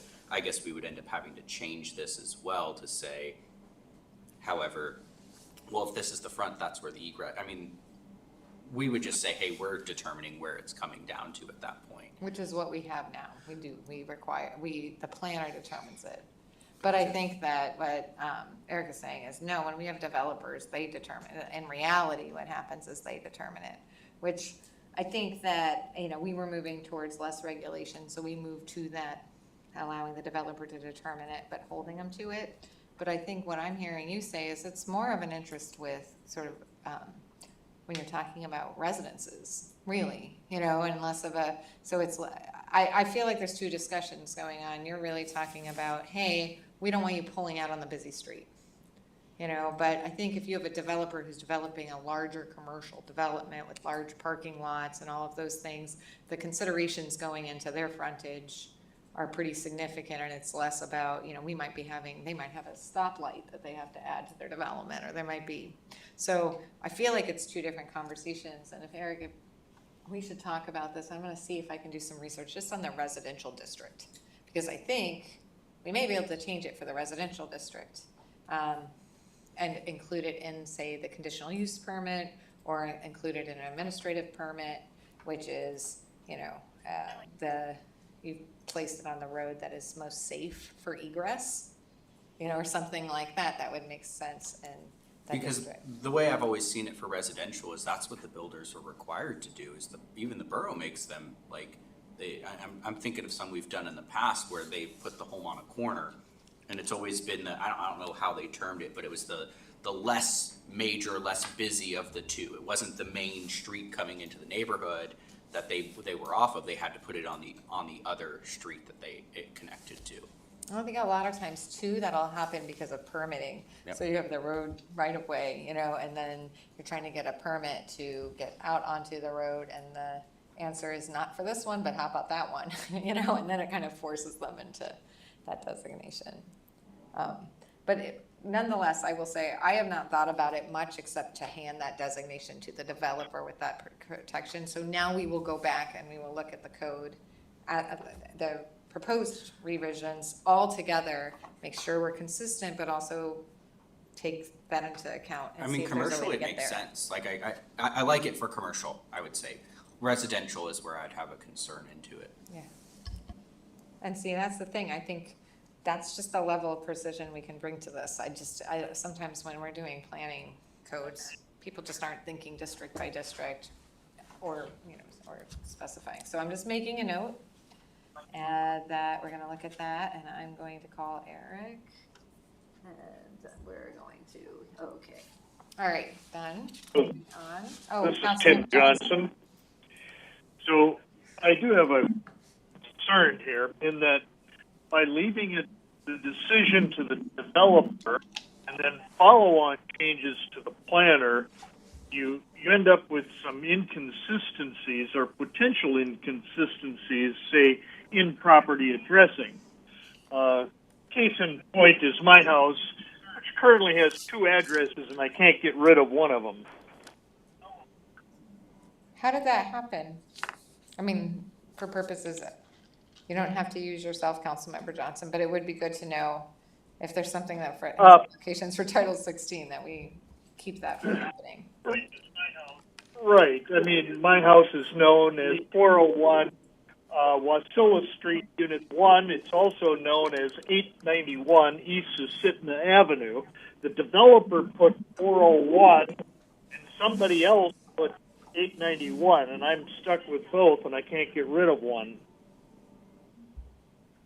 Okay, we'll talk about that too when we meet, because we certainly don't want to create any situation where a developer would designate a address and then get approval from the planner, and then that would somehow create 2 addresses. I can't imagine under the E911 ordinances and requirements, which are tied to funding, that would be an okay thing. Because the whole purpose is that, I mean, I guess having 2 addresses might be okay, but we want to make sure that we're not creating that situation. So Councilmember Johnson, thank you. Correct. And that's why I'd want the city planner to do it and have one person responsible for it. Well, and I'm surprised, again, a parcel number goes in usually to an E911 address form. The way that works is you type in your parcel, and that kind of, somebody from the city, and I'm not sure who does that, but Yeah, so it kind of spits out an address. Could you get 2? under 1208 110, addressing is Public Works job, and there's a whole equation on how to do that. So that's that interface that we need to have with Chapter 12 and Chapter 16 or Division. And you don't end up with 2 addresses though, right? Because I think the E911. So you can add up. You can have a bunch. The state law does not So for one property. Yeah. So I'll give you an example. So under 12.08.80, corner lot buildings having 2 entrances shall be assigned an address based on the general site layout. So you can. But a address, right? Not 2 addresses. Or is it when they're two family? Well, if it's a corner building, you have to figure out what's going on. But there can be multiple addresses on one property, and that's where that change in how 911 works. They figured out a while ago that if you have a large parcel that's got multiple places on it, then they have to assign an address to each of those living spaces. So that each living space has 1 address. Yes. Like under the state, and I think it has to So be. if you have like a house with a daylight apartment, daylight basement, you'll have 2 addresses on there. Because Councilmember Johnson, do you have 2 living spaces on your property? No, it's a condo. Okay, that makes yeah, sense. so Mr. Johnson's case is even more complicated because some of the neighborhood is 401 with condo number associated with it, and then his building in the same complex was then a 4-plex was given their each individual number. So there's like, I don't know, 20, close to 30 401s with condo numbers, and then 4 inside of that have their own individual addresses. Okay. So it anyway, sounds like we have maybe some what- cleanup to do. yeah, it's a on our- cleanup thing. I think this We is are going a- to work on that separately. It's an artifact of what was supposed to be a logical system breaking down. So. Okay. All right, well, that is, so Councilmember Johnson, you've unearthed a larger project for us. Thank you. All right, moving on to, let's see, where are we? We are on lot line rear. Means the property line or lines opposite and more distant from a front lot line. So again, we'll have to figure out, make sure we're all in agreement on the front lot line because it's going to influence our others. The side lot line means any property boundary line, not a front or rear lot line. The reason why this is defined like this and not more simply is given the shapes of different lots. And so they can't just say, to the sides. Well, why we have a definition is because of those odd shapes. Maintenance means the care of landscape improvements or natural vegetated areas, including watering, mowing, fertilizing, raking, pruning, and replacing dead materials as necessary to keep the vegetation in a healthy and attractive condition. So this definition, when I read it, it is a very appropriate definition for landscaping, which is where it came from. I think that I would add a sentence without objection from council that will be more general regarding maintenance, because our land use does deal with maintenance on certain properties that is allowed, where a home occupation, for example, might not be allowed. And so I think we need that more general definition, but it's not here for your review right now. So if council's okay with that, I'm gonna add, I'm gonna expand the scope of this definition to include maintenance outside the landscaping realm.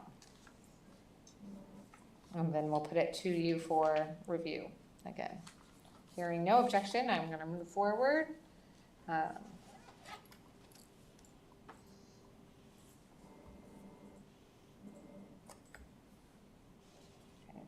Apologize, I'm just gonna make a quick note. All right. Mobile home has the meaning given to manufactured home in AS 29.012.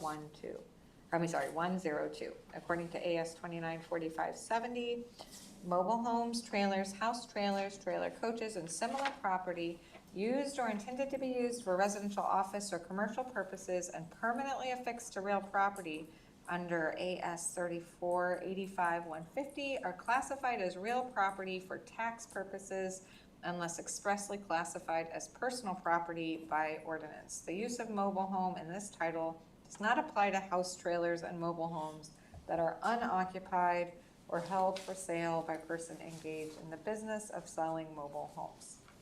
The purpose of this lengthy definition is to reflect the lengthy definition throughout the statutes. And so we want to really understand when a mobile home is real property and when it's personal property. The people that need to understand that are really, I mean, this is one of those areas where it really goes to taxation, and it goes to the person who is trying to decide what they have and don't have for tax purposes. However, because we're talking about real property versus not real, versus personal property, we need to have it in the land use section. So we're still trying to come up with a better definition. There's no communities that really have tackled this because the state changed the definition. So we're all just kind of seeing what's out there. So I may be bringing a different definition forward as we try to just get it a little leaner. You know, it's a lot of information. And most people are, if you are just wondering if your trailer is a mobile home park, you might read this and be like, I'm sorry, I'm more confused than I was when I pulled up the code, and we want to avoid that. So we're working on it. Deputy Mayor. Councilman Crafton? Is this one where we could just say it's whatever the state says it is? I think we have more definitions because we do want to say that it is, so it's not so much that it's what the state says it is, it's that we declare it as real property for certain purposes under the statute. And then we say that it doesn't apply to house trailers and mobile homes that are unoccupied or held by persons engaged in the business of selling mobile homes. We have to call those out, because unlike houses where you're not gonna have someone on the corner who's selling a bunch of houses, you know what I mean? You're gonna have a bunch of mobile homes on a lot, which is a business that you don't wanna compare. So I think what I might try to do, I mean, when I read it before, I was like, this is good, check, you know, and as I read it with you guys line by line, I'm like, no, it's not, it needs a little clarity. And so maybe I'm gonna try to enumerate. Sometimes that helps simplify something, and then we'll review it again. Councilmember Crafton, does that work for you? I'm just gonna number them out so we can go through each one, then we can decide, is this one that we can just get rid of? Can we just say, do what the state does for this one? That works to me, I like that. Okay.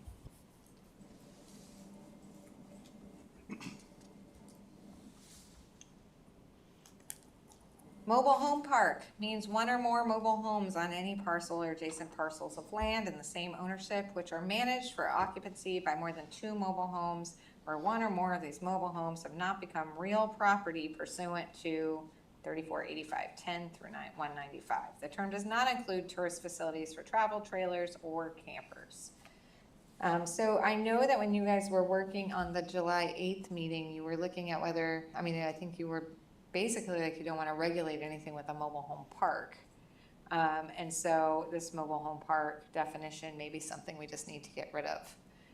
But I need to review the code in light of those changes. So we haven't incorporated them yet, so I just want to make sure. So for now, I'm going to mark this as a phase 2 project, but it may disappear if your work on June 8th makes that appropriate. Modular home means a building constructed as a prefabricated or assembled unit at a place other than the building site and is moved on the highway by a licensed commercial trailer and then placed on a permanent foundation. The meter base for incoming wiring is attached to the exterior wall of the modular home.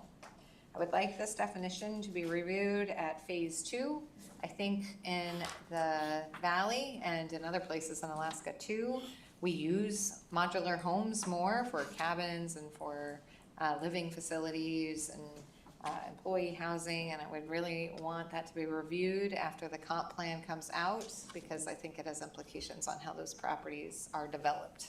But it was not something I felt comfortable weighing in on. I feel like the definition is clear and it is fine. The policy is what needs review.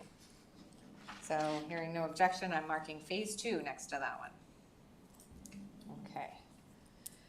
Motel has the same meaning as a hotel. And we think we talked about this. I don't see the need to distinguish things that we are not distinguishing from. We do absolutely have a need to talk about how you regulate hotels and motels. And that is something we'll talk about somewhat in the specific use, but we don't have use provisions for hotel motels. So we'll talk about them in the short-term rental realm, and then we'll flag them for phase 2. Because after you have a comp plan, development absolutely needs to take into account hotels and motels, in my opinion, just given the amount of them that you have here, so that's something you're gonna wanna deal with. Councilmember Crafton? So is there a reason why we're not distinguishing between a hotel and motel? Because from my understanding, a motel, basically same thing as a hotel, but the major difference is most motels are accessed from the exterior, from outside, whereas a hotel, it's generally one solid building. And the way I look at this is essentially a motel can start calling themselves a hotel inside the city, and that actually, that could hurt some hotels saying no. Like there's a difference between the two of us, and generally you usually see a difference in cost as well.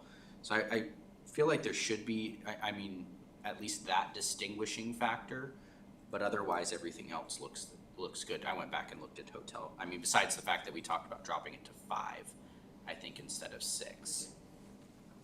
Yes, What are your thoughts and there? we have that note in here, in the version I'm looking at. Yeah. Just so you know, we have, write it and down, by but- we, I mean Mackenzie has made those changes and they're incorporated. But, so this is what I would say. I think it sounds perfect for phase 2 for this reason. Okay. We're not really regulating them. So we're not really differentiating how we regulate them in different districts, And so yes, you're right, by definition, a motel has outside access. And so for some communities, that means they are required to have bigger parking lots, or they're required to do certain things, or they're only allowed in certain areas, or maybe in the downtown overlay district, we're gonna allow inns and hotels, or we're not, or just motels, or who knows, right? But without there being these distinctions and these differences in the code as it stands, the definition shouldn't be the only place where there's a distinction, in my opinion. But it sounds like all of the arguments that you made are good arguments. Those are reasons to have a difference. And I think there's absolutely reasons to have a difference. Communities do and don't. I see it both ways. I think it needs to be tackled on a policy basis, because you're developing all of these districts and your comp plan is going to inform what you want your city to look like. And what you want your city to look like may dictate how you regulate hotels and or motels together or separate. So that's why Councilmember Crafton, but would you like me to I can put a comment here that actually captures that. that motels generally have an outdoor access, and your old definition did have that outdoor access and a percentage of the rooms opening in the middle for a hotel. So I can note that and then say recommended for phase 2 discussion, so you have another chance. If you want to make a motion when we get, towards the end, you can say, hey guys, I want to tackle this now. And then we'll move through those motions. The sort of, should we tackle pre-phase 2 ones? Because if we do want to tackle that, I think I'd want to look at the different definitions and how the comparable communities actually regulate hotels and motels, since we just don't have any guidance within the city ourselves. I'd like to see the information, Okay. because again, I mean, try not to compare ourselves to Anchorage too much, but there's a big difference if you were to have a motel in the downtown of Anchorage versus a hotel. There is a significant difference between the two of them, and so I think it does need to be differentiated, because again, we might allow a hotel in our downtown area, or for instance, the shops at Sun Mountain, there's gonna potentially be a hotel up there, but we might not allow a motel because again, it requires more parking and is gonna consume more space versus putting a hotel in there, for instance. Okay, sounds good. I'm gonna make a I'd just like note. to see the information. So see what council does. so that's where we'll start, just pulling the definitions from the comparable communities, and you can see which ones have a difference and which ones don't have a difference. Well, we can also try to look at how they regulate hotels and motels and what the differences are there too. So differences in definitions, differences in regulations, okay? And I'll just pull them together. We won't go into any discussion of them. We'll just get you those resources. And then you can let us know what you want, which next steps. Okay. Mulch means dead vegetative matter used as a ground cover to retard weed growth, control erosion, or conserve moisture. For example, bark mulch placed over weed fabric may include rocks or other natural matter. So what we have added to this, in essence, is may include rocks or other natural matter. We have expanded the definition of mulch given discussions we had at the joint meeting level. Okay, moving forward, multifamily means a residential use with 3 or more dwelling units. Native vegetation means dense stands of forest, including trees and shrubs that are naturally occurring in the Matanuska-Susitna Valley. Clearly, this is a difference. One of the things we're focusing on when we talk about native vegetation is just being very specific and local, and a lot more allowances are there. And when we get to landscaping, you'll see that. Native vegetation, nope, excuse me, I lost my place. Okay, native vegetation means dense stands of forest. Nope, sorry, we already did that one. Existing native vegetation means existing vegetation prior to any clearing, including trees, shrubs, and other plant species that are either indigenous to and/or occur naturally on the site. This includes vegetation that could have been expected to have been on the site prior to any clearing. This includes forests, wetlands, meadows, or any other undisturbed and undamaged vegetation. So I know these are a mouthful, but I do think these are much simpler definitions. We worked really hard, even though we tried to put comprehensive definitions, to use words that were everyday use words, things we all can understand. But if you want us to continue, I mean, when you look at one of these definitions, if anyone's like, no, it's still too much, it's too wordy, it's too hard to apply, just let us know, or even just send me a signal and I'll star them and we'll keep working on them. Because sometimes it's just a matter of revisiting and cleaning them up. Next one, neighborhood. Madam Deputy Mayor. Councilman Grafton. Thank you. Holly, can we back up to multifamily real quick? Sorry, I was looking at something flipping back and forth here. For one, do we have a duplicate on multifamily? Because we also have a dwelling, multifamily, which almost reads exactly the same way. Well, we probably can eliminate them. Let me look. Which one was the other one? Dwelling, Dwelling, multifamily dwelling? multifamily. Granted, I'm on the red line, so I might be. That's at page 12. No, I'm guessing one of the things that we use multifamily dwelling, then we define family dwelling.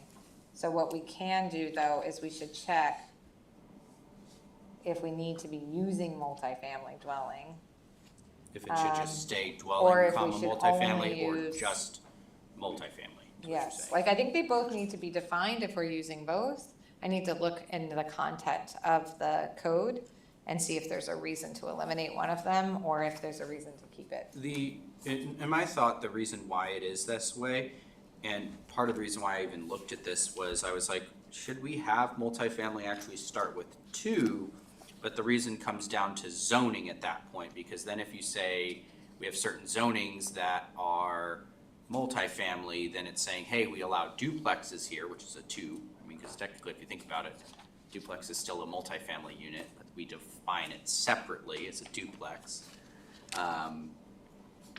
And that's actually sometimes what gets confusing is I've dealt with people where they go, well, this says it allows multifamily. I go, yes, but it doesn't allow duplexes. And it's like, but a duplex is a multifamily. So it gets kind of confusing there sometimes. But I feel like it should be, unless we add zoning districts, like we start specifying this is R2, this is, what would be R3 or something, which I think is what Anchorage did, or I can't remember exactly. It needs to stay the same, but my big question was just the dwelling, comma, multifamily thing is really what I brought it up to me. Yeah, no, we'll definitely look, and again, I think multifamily and multifamily dwelling unit are 2 different things in my mind, but I need to look at whether they're 2 different, how they're referred to Why in the they were code, otherwise I'll be guessing, but I'll go in and I'll look at it, and if I can make them one, they'll be one. If the definitions are separate and need to stay distinct, I will have a reason for that, and I will talk to you about it next meeting, if that works. Okay. All right. Neighborhood, right? Yes, that's where we are. Okay. Neighborhood means the physical area within a minimum of 600 feet of the proposed use. This term also means an area having certain characteristics in common, including traffic flow, attendance at an elementary school, subdivision boundaries, or a short distance to frequently needed services. Believe it or not, I would like you to use this one at phase, or bring this one to phase 2. There's a bunch, this is a very loaded definition, whether it's 600 feet that makes a neighborhood, whether a neighborhood is a place with elementary schools and subdivision boundaries, or you have very specific lines you want to identify. That's all policy based and all comes after a comp plan, in my opinion. Again, it's not part of the cast, or the Band-Aid. It's not part of the Band-Aid, but we can make it a part of the Band-Aid if you want to. But otherwise, I'm writing phase 2 and I'm moving on. Okay. Non-conforming lot means a lot lawfully existing at the time this title became effective or was amended, which by reason of area or dimensions does not meet the development requirements for the zone in which it is located. This is a very common and simple definition for non-conforming lot. It is one of the few things that will be defined or addressed in a hearing that I like to see in definitions, because people want to know if their lot is non-conforming, and it's nice to just have a simple thing to read where you're like, oh yeah, yep, I can pull my deed or I can pull my permit from X date and I know what I was doing was okay and now it's not. So it's helpful. So I don't think it needs review, any further review, so I'm not gonna mark anything unless I see any indicator. Okay, we're on page 18, non-conforming structure. Means a structure or portion thereof lawfully existing at the time this title became effective or was amended, which by reason of its yards, coverage, height, or other aspect of design does not meet the development requirements by this code.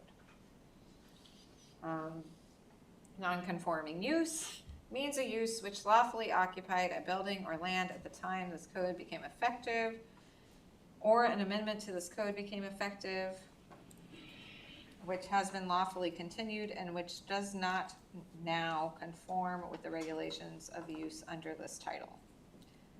Nonconformity means a lot, building, use, or portion thereof, which was lawfully erected, altered, or maintained, but no longer conforms to the provisions for the zoning district in which it is located.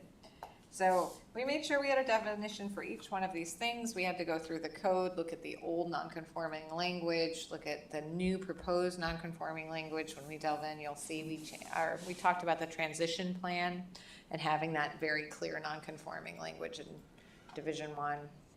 So this just makes sure it's as clear as it can be as to each piece that somebody might care about. Nuisance means any usage of a building site that, 1, so annoys, disturbs, or affects the owners or occupants of any other building site or other property within the district, or the owner or occupants of property contiguous to the district, so as to obstruct or interfere with the reasonable or compatible use of such other building site or property, or so as to render usage of the building site or property dangerous or damaging to persons or property thereon, or violates any federal, state, borough, or municipal law. I do not like this definition. This definition is part of the downtown overlay district. Fortunately, is part of the downtown overlay district, right? When we're talking about what we're defining nuisance as. So I don't recommend removing it until you've reviewed and made that determination and change the downtown overlay district as needed if you want to change what is and is not a nuisance under that. For our purposes, when we move forward, when we're talking about nuisance, we're going to use the terms and the definitions of nuisance that are embedded and incorporated into your code that have real consequences, because you cannot have a nuisance without subjecting yourself to damages in the city and remedy. So for now, I'm marking phase 2. And one of the things we will do for the downtown overlay district when you are tackling that in phase 2 is we will delineate, we'll show the definitions that need to be reviewed at the same time or as part and parcel for that. I think you may have a lot of people too who want to get engaged in that discussion. I feel like there's a lot of discussion around the downtown zoning, and so we just want to make sure you have a separate, have all that separate and can tackle it comprehensively. Occupants means an entity or person who may or may not also be an owner and is in lawful possession or has the lawful right to use any building site or portion of a building site. For purposes of short-term rentals, an occupant means any person who occupies or is entitled to occupy by reason of concession, permit, right of access, license, or other agreement, a short-term rental for a period of I think it's agreement, I think I forgot a word. It's for a short-term rental for a period of 30 consecutive calendar days or less, counting portions of calendar days as full days. So we took the occupant definition from the short-term rental section, which was designed from, I believe, when I looked at it, it was designed very specifically to make sure we were including occupants who didn't show up, occupants that were only there for a half day. They wanted to make sure that they were governing occupants. So while we've eliminated a lot of the regulations, the ones that we kept, we want to make sure we keep the definition that applies to them. So that is, here we've basically merged general occupant definition, and we've made sure we have that short-term rental specific definition. Ordinary maintenance or repair means the ordinary maintenance or repair of any exterior of any structure, parking lot, or sign to correct deterioration, decay, or damage, or to sustain the existing form, and that does not involve a material change in outer design, material, or appearance thereof, painting, re-roofing, resurfacing, replacement of a broken sign face, and other similar types of ordinary maintenance shall be deemed ordinary maintenance and repair. So this definition was taken from the signs code, which you can tell because it has, it overemphasizes signs, right? It's great that it addresses signs, but this goes back to our discussion earlier regarding maintenance and making sure that we have, that our definition has the general provisions in it for maintenance, and it's not just specific to landscaping. So what I think I need to do is make sure that it's not specific to landscaping and signs and merge this into one. So how do you guys feel about that? That was Sorry, gonna be some my of this comment, is- was I was gonna say, why do we have 2? Councilmember Johnson, yes? Okay, in a very similar manner, I think we ought to group maintenance together, and you could have maintenance for landscaping and maintenance for other normal repairs, but put them right together. Okay, and how do you feel about separating out signs too? So we'll have a maintenance definition that does, as you recommend, and then, but also deals with signs. So it'll deal with the signage and then the landscaping and then general.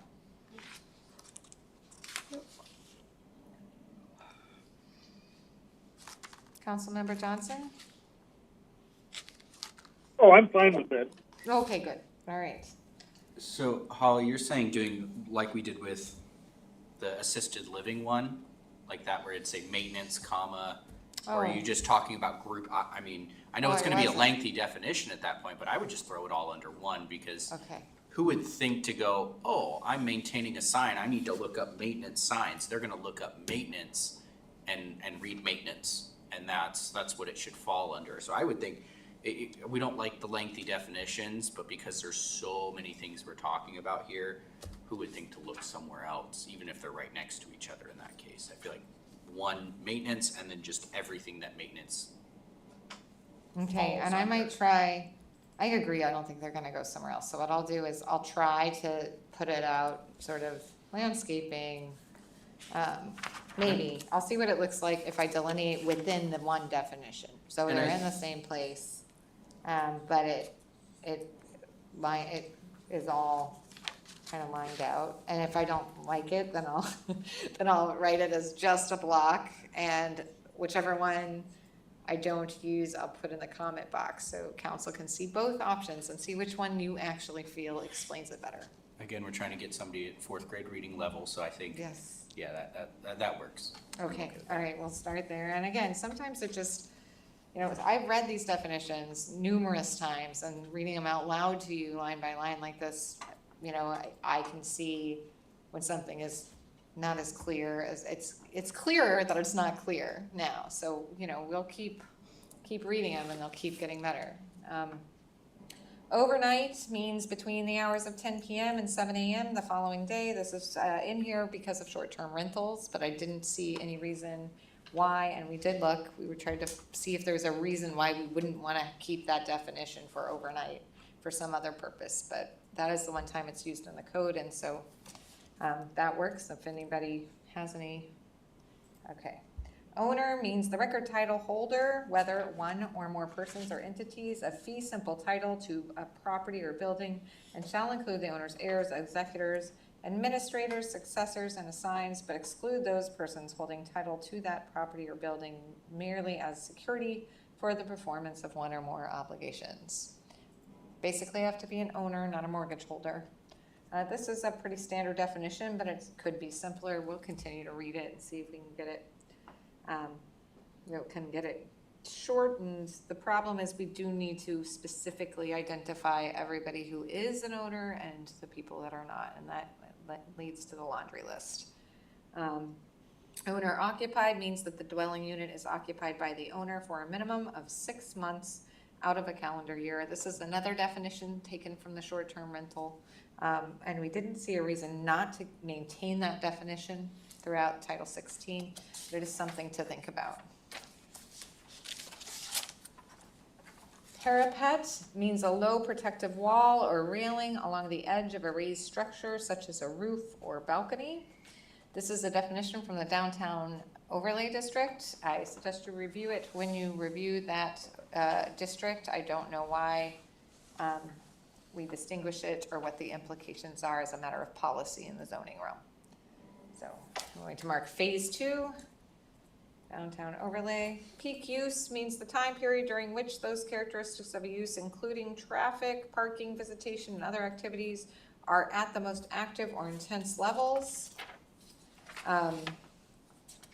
Perennial flower means I think we'll remove the N, herbaceous flowering plant that regrows each year without replanting and typically achieves heights between 6 and 18 inches at maturity. Councilmember Crafton? Do we need the height on there? The typically, I mean, is it necessary? I mean, for me, no, but I wouldn't, I mean, that's a level of distinction in your landscaping code that I wouldn't apply, right? So whether or not you want to, when you're talking about flowers, require them to be at a certain height so that they are, they are at a certain maturity so that you're getting a certain bang for your landscaping buck, right? That is a very valid thing to want to do. So you have a garden that looks a certain way or has a certain value added for landscaping purposes. But as an attorney, no, I don't know that you need that. So that could be, right, so it's completely policy-based. What I can do is I can make a note and say, that says something like council to consider the need for the height specifications per Councilmember Crafton. Okay.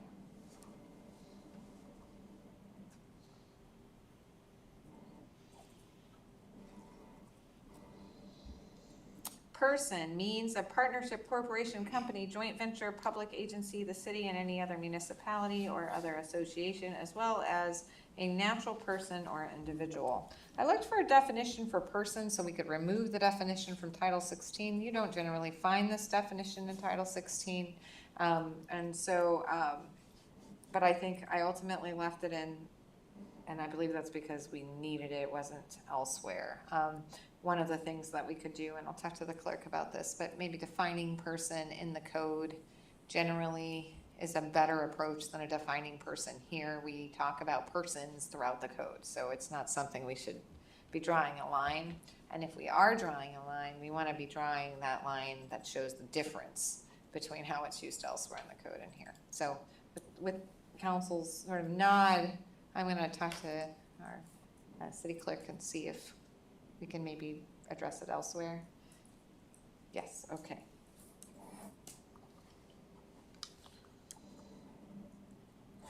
Personal service means a business or enterprise providing individual services generally related to personal needs, including but not limited to barbershops, beauty, nail or tanning salons, shoe or watch repair, and tailor shops. This is a downtown overlay district definition. I would like to just note it for phase 2 and the discussion regarding the overlay district. Pet means any animal that has commonly been kept as a pet in family households in the United States, such as, but not limited to, dogs, cats, guinea pigs, rabbits, and hamsters. This term excludes farm, exotic, and wild animals as defined in this section. I don't generally like a word that defines a word by using the word, and so I looked at other examples.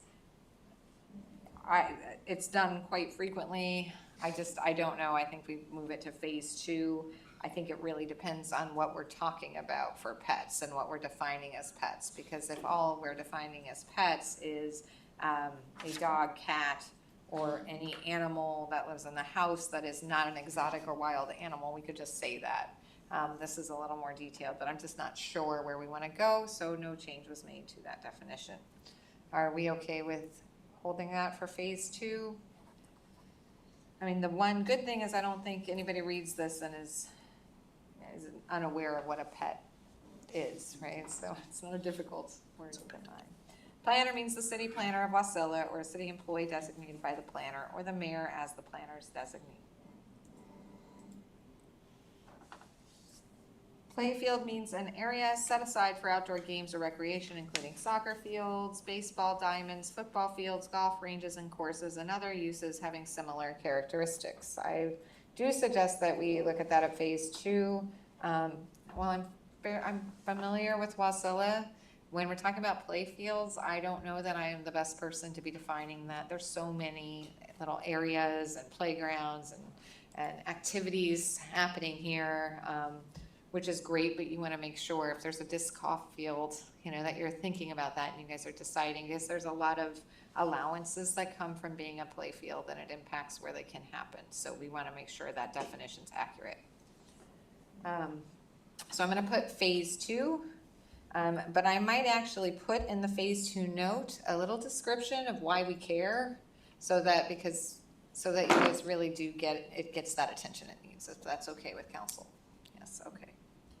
Pollution means the contamination or alteration of air, water, or land in a manner that creates a nuisance or makes the air, water, or land unclean, noxious, or impure, so that it is harmful or injurious to public health, safety, or welfare, to domestic, commercial, industrial, or recreational use, or to livestock, wild animals, birds, or fish, or other aquatic life. The only thing I don't like about the definition of pollution, which I am okay with, especially given how it's used, I don't like that we've defined nuisances for purposes of the downtown overlay district. I would like to see that nuisance definition go to the code provisions on nuisance. But for now, it works. I applied them to it and kind of worked through it, and it works. But again, phase 2, just looking at those definitions for downtown overlay district will be important. So I'm gonna put phase 2 next to pollution for that reason, because we wanna look at that nuisance interplay.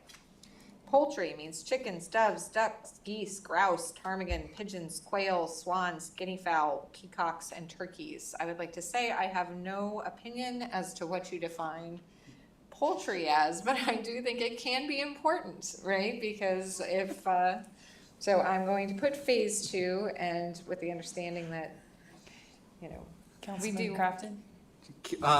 So we've come across different types of animals a few times.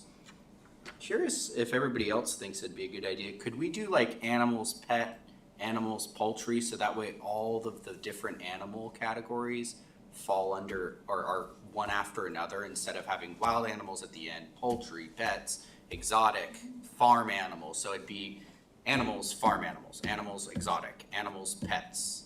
So that you see how they're falling like we've done with the other ones.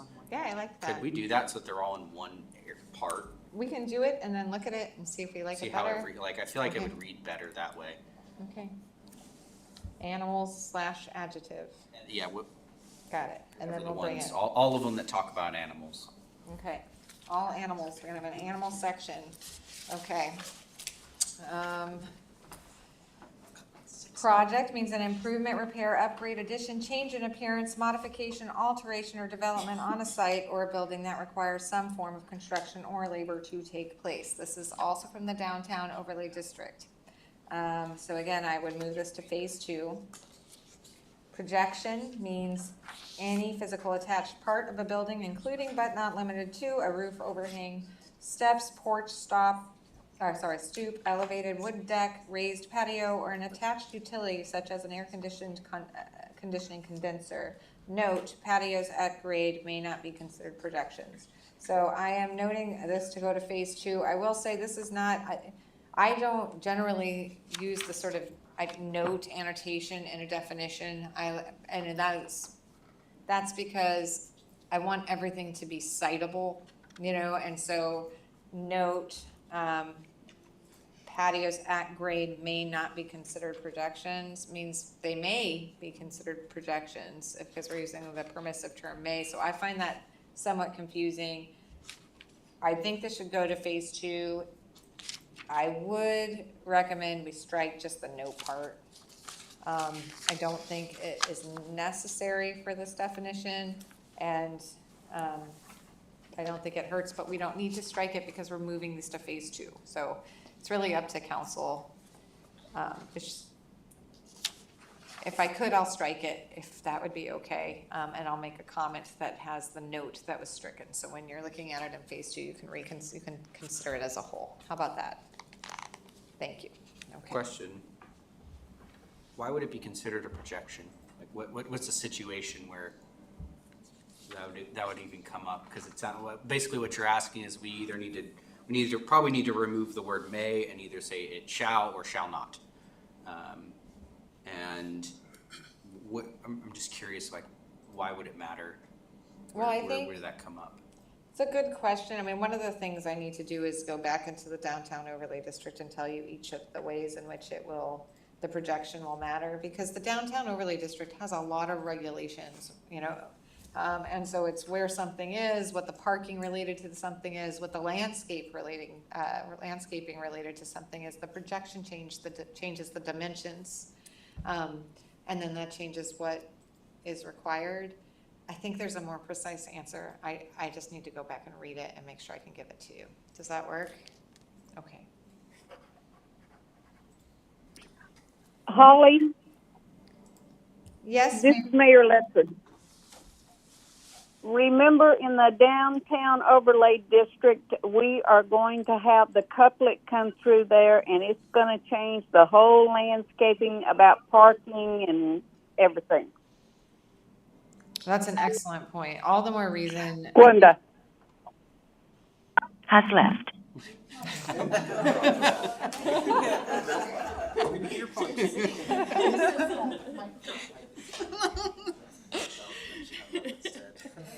Well, we will, that is an excellent idea, and that is all the more reason we want to separate the downtown overlay district. During phase 2, we want it to have its own moment. We want to give it its own section. The other thing is, we'll probably need to put a timeline on when that couplet's coming through and what that looks like. So Glenda Has joined. Mayor, did you hear my comments? No, I didn't. I hit the wrong button. Okay, well, my comments were just that it's an excellent point, and we will make sure that when we're going into phase 2 to talk about the downtown overlay district, that we include the couplet discussions and that we make sure that we're paying attention. We don't regulate too early. Okay. Phase 2. Okay. All right, proportion means a balanced relationship of parts of a building, signs, and other structures and landscape to each other and to the whole. This is from Attorney Holly, sorry to Oh interrupt. my, okay. Looking at this, we still have 4 pages left, so not sure if anyone needs to take a recess. This would be a good time. And if there's no objection, I'd like to let the directors go. Madam Deputy Mayor, before you let the directors go, I have one question and one comment for Public Works, Yes, go ahead. if I may go ahead. Yes. The first one question is, I was out at the cemetery and I ran into someone who's looking for a gravesite of a family member of theirs.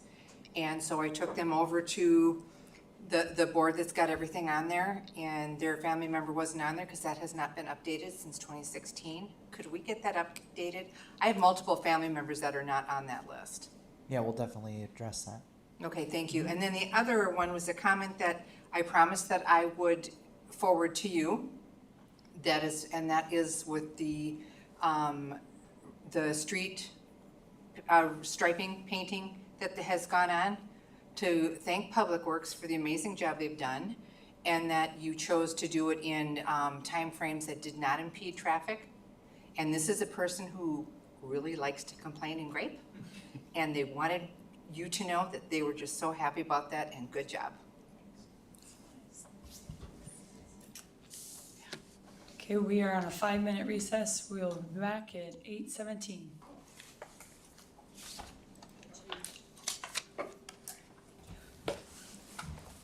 All right, just a few things. So I know that we're all getting tired, and this is not easy to go through all of these. So I'm going to just do a couple things. So the definition for routine maintenance, scale, sidewalk clear zones are all from the downtown overlay district. So I am not going to talk about those or read those. I'm going to move those to phase 2 based on our decision before, if that's okay. If you would like to read them individually, I can do that. Hearing no objection, I'm marking all of those as phase 2, and we are moving on. Short-term rental is a definition that I do already have a phase 2 comment with Councilmember Crafton wanting to discuss the hotel motel definitions. So we actually read this definition and talked about it during our Division 1 discussion. So I'm gonna mark that. With that comment from Councilmember Crafton, that's gonna get rolled into that hotel motel, short-term rental, how do we actually regulate these discussion? Unless I hear an objection. Okay, great. All right, so we are on public facility on page 20? Okay. Public facility is a use, lot, or building owned or used by a federal, state, or local government agency, school board, or utility company, including fire stations, public education facilities, libraries, hospitals, and accessory uses. This definition is important. What is and is not public becomes something that can be debated, so I think it's good that you have it. As far as any further review of it, I would say phase 2. I think we did some cleanup on it, but nothing too substantial. Great. Residential means a use, an accessory use involving the occupation of a building for living, cooking, sleeping, and includes a single-family dwelling, duplexes, or a multifamily dwelling. Assisted living homes and mobile homes that have not become a real property pursuant to state law are specifically excluded from this definition. Resource extraction means, or actually, resource extraction is a use involving clearing or grading or the removal for commercial purposes of native vegetation, topsoil, fill, sand, gravel, rock, petroleum, natural gas, coal, metal, ore, or any other mineral, and other operations having similar characteristics. Setback, and notice we skipped routine maintenance and scale because those were in the downtown overlay district, and we'll move to phase 2. Setback means the area of a lot adjacent to a lot line within which permanent buildings, except for access ways, may not be erected. Next, shrub means a woody plant that has many small branches from its base and is not tree-like and is a minimum of 2 feet in height. I would say when you're talking about perennial flowers, you may also want to talk about shrubs. These I did not make up heights and parameters, you know, and if I did, we'd all be in trouble. So I think, you know, we want to make sure we are looking at these as a matter of policy. Holly, Yes, sorry, I'm gonna back us up here a second and go back to residential. sure. So it said assisted living homes and mobile homes that have not become real property. I mean, I get where mobile homes have not become real property, but when would an assisted living home not become real property? I'm not sure. I'll look. I get where I think there is an intention as to why assisted living home is supposed to be excluded, because my guess is it's probably talking about like the large versions of them would not be. But I was like that. I think it's just assisted living homes and mobile homes that have not become real property. But I see what you're, do you see okay. it? That's why I think that's how I read it, but when you say that, But when I read it now, I'm like, maybe it's like, you know, maybe we it could sounds define like that it's better. talking about assisted living homes that aren't real property for a second. I And think then- it's, you know what, I think it's because we should maybe try or. I think, let's try that. Ready? Assisted living homes or mobile homes that have not become real property. Yeah. Does it help? I think so, that helps. Okay. You know what, I'm gonna put a comma too. Assisted living homes, no, that makes it sound like we think it's a mobile home. I will play around with that, but for now, we'll look at assisted living homes or mobile homes that have not become real property pursuant to the state law. Also, Or specifically.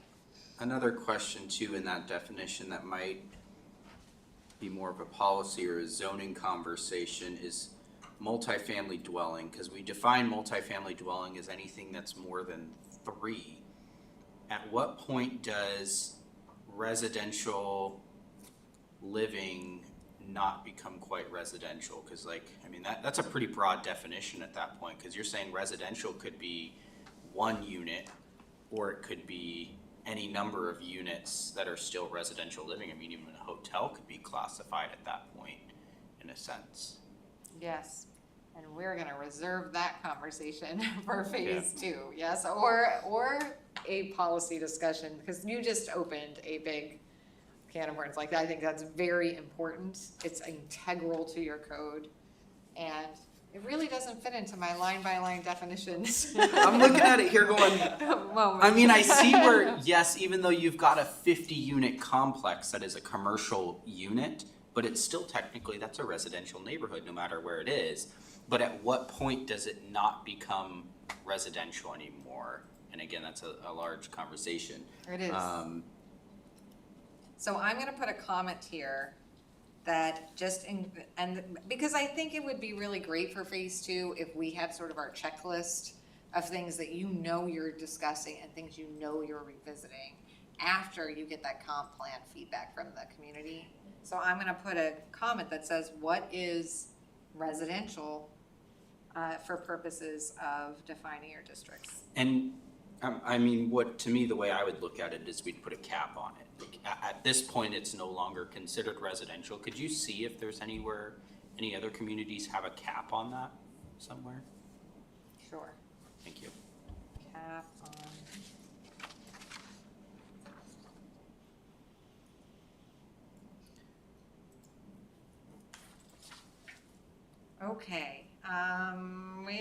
Okay, so we went back to residential, but we were at Sidewalk. sidewalk. Okay, thank you. Sidewalk means the portion of a street intended for non-motorized vehicle and pedestrian use only. Sidewalk clear zones means a continuous area located, so the sidewalk clear zones is part of the overlay district, downtown overlay district. So one of the things I will also note for phase 2 discussion of sidewalk and sidewalk clear zones, as biking and different transportation, alternative transportation, even when we're looking at snowmobiles and four-wheelers, you want to make sure you're thinking about those things when you define these and you discuss them. Because they're starting to separate them out sometimes, where you have your bike path and you might have, we have different access to four-wheeling paths in certain areas. So you just want to make sure you're thinking through all of those things. Site triangle means a triangle-shaped portion of land established at street intersections in which nothing is erected, placed, planted, or allowed to grow in such a manner as to limit or obstruct the sight distance of motorists entering or leaving the intersection. Sign means any device for visual communication that is Deputy used. Mayor, sorry, Oh, I'm gonna go. that's okay. This is a spot, I think we were talking about snow here, Eric. Was this where we were, the site triangle, where we were saying we, go to leave a business and the snow's piled up 4 or 5 feet high here? I mean, the way I read it, nothing is placed. You're placing snow there. I mean, I know it's one of those things where I know it's in there, but I almost feel like we need to specify so people understand that snow is something that's not supposed to be placed there as well. And we do talk about that elsewhere. in Title Is 16. elsewhere? Okay, Eric- because I remember I brought it up. I wasn't sure where No, it no, showed no, up. that's, what you're alluding to is anything that makes so you can't clearly see, right? And then you get onto traffic or get in an accident. So I guess I defer to Holly on clarity within structure. So if you feel that snow, because what we don't want to do is repeat the same thing in 4 places, because then we'll never remember where it is. So, yeah. Yeah, I think the one thing we're not using this to regulate what is erected. And we do regulate that elsewhere and where it's allowed. So I think the definition is okay for now, but I'm still gonna flag it and make sure we really think that when I go back and look at the snow provisions. Okay. But I did, when Eric and I met, and I think I inserted 2 or 3 sort of snow removal prohibitions or awareness in some cases. So we'll see how you guys feel about those when we move forward. Sign means any device for visual communication that is used for the purpose of bringing the subject thereof to the attention of the public, excluding the following: signs bearing only property numbers, post office box numbers, names of occupants or premises, or other identification of premises. I'm gonna stop reading this right now because the thing is, for signs, you had a separate chapter, and we kept it separate. We didn't touch it. That's not true. I cleaned it up a little bit in language, but did not change its governance. And that means all of the definitions have been preserved. So while I haven't done this, we probably should do this. We're gonna go through and highlight all the sign definitions in here too for movement to phase 2. I don't think it's productive for us to go through them, only because I didn't change them and I didn't formulate an opinion as to whether or not they should be changed, because I didn't consider the sign ordinances as part of this Title 16 revision. But I can always consider it as part of the revision. Again, I cleaned up the language so we stayed within our, but my preference would be to move this to phase 2, flag it, and then, okay. And until somebody says, no, we need to tackle signs, and then we will, but it's just, okay. Site plan means an accurate 2-scale graphic depiction of a plan of development that shows existing and planned future conditions, including topography, water bodies, buildings, uses, parking areas, and vegetation on the lot and in the general area of the proposed development. I've gone back and forth on whether or not to eliminate this definition. We have a whole section that tells us what we're doing with site plans, so I think just defining it in a site plan, telling them what it is enough. But then I feel like site plan comes up in other places, and there might be some comfort for referring back to site plan and being like, oh, that's what that is, I don't need one of those. So I go back and forth, and I wasn't able to make a decision, so I have left it in for now. And I will create a comment that basically says that, and then we can make an ultimate decision based on what you guys think is the least confusing and the most useful to the public. Okay. Subdivision means the division of a parcel of land into 2 or more lots or other divisions for the purpose of sale or building development, including re-subdivision, and relates to the process of subdividing or to the land subdivided, but does not include cadastral plats, cadastral control plats, open to entry plats, or remote parcel plats created by or on behalf of the state, regardless of whether these plats include easements or other public dedications. This mouthful is something that derives from state law. It's something we see in almost every code, and the reason why is how we deal with subdivisions and how the borough deals with platting are all intertwined, and there's and delineated in a way that the state statutes tell us roughly where our authority is and what we can do. And so Eric and I are going to be working on getting this to a place, not this definition so much, but getting subdivisions and platting to a place where someone who is going to subdivide within the city of Wasilla can look at the code and say, this is what the city of Wasilla wants from me, this is what the borough wants from me, we're gonna meet with the borough. We have that scheduled, we're excited about that. So it'll be great, and you're gonna have a different subdivision provisions, hopefully, that you have now, and we're just waiting to put all those pieces together, so we're working on it. When we get there, maybe we can make this definition a little bit easier to swallow, maybe, but more to come. So if that's okay, we will make a comment about that. Okay. Surveyor means a professional land surveyor who is registered and licensed in the state of Alaska. Temporary building means a building that is capable of being immediately moved to provide access or a use which occurs on a daily basis for a limited time up to 6 months. Temporary use means a use that occurs for a limited time up to 6 months. Transfer means the addition or substitution of owners not included on an original permit application, whether or not there is consideration. Transient small assisted living facility, soon to be the assisted living facility. Transient small means a dwelling unit or other building used or intended for use in whole or in part as a short term, no more than 30 days residence, providing supervised assisted living for no more than 8 people, including live-in or 24-hour staff providing care for services.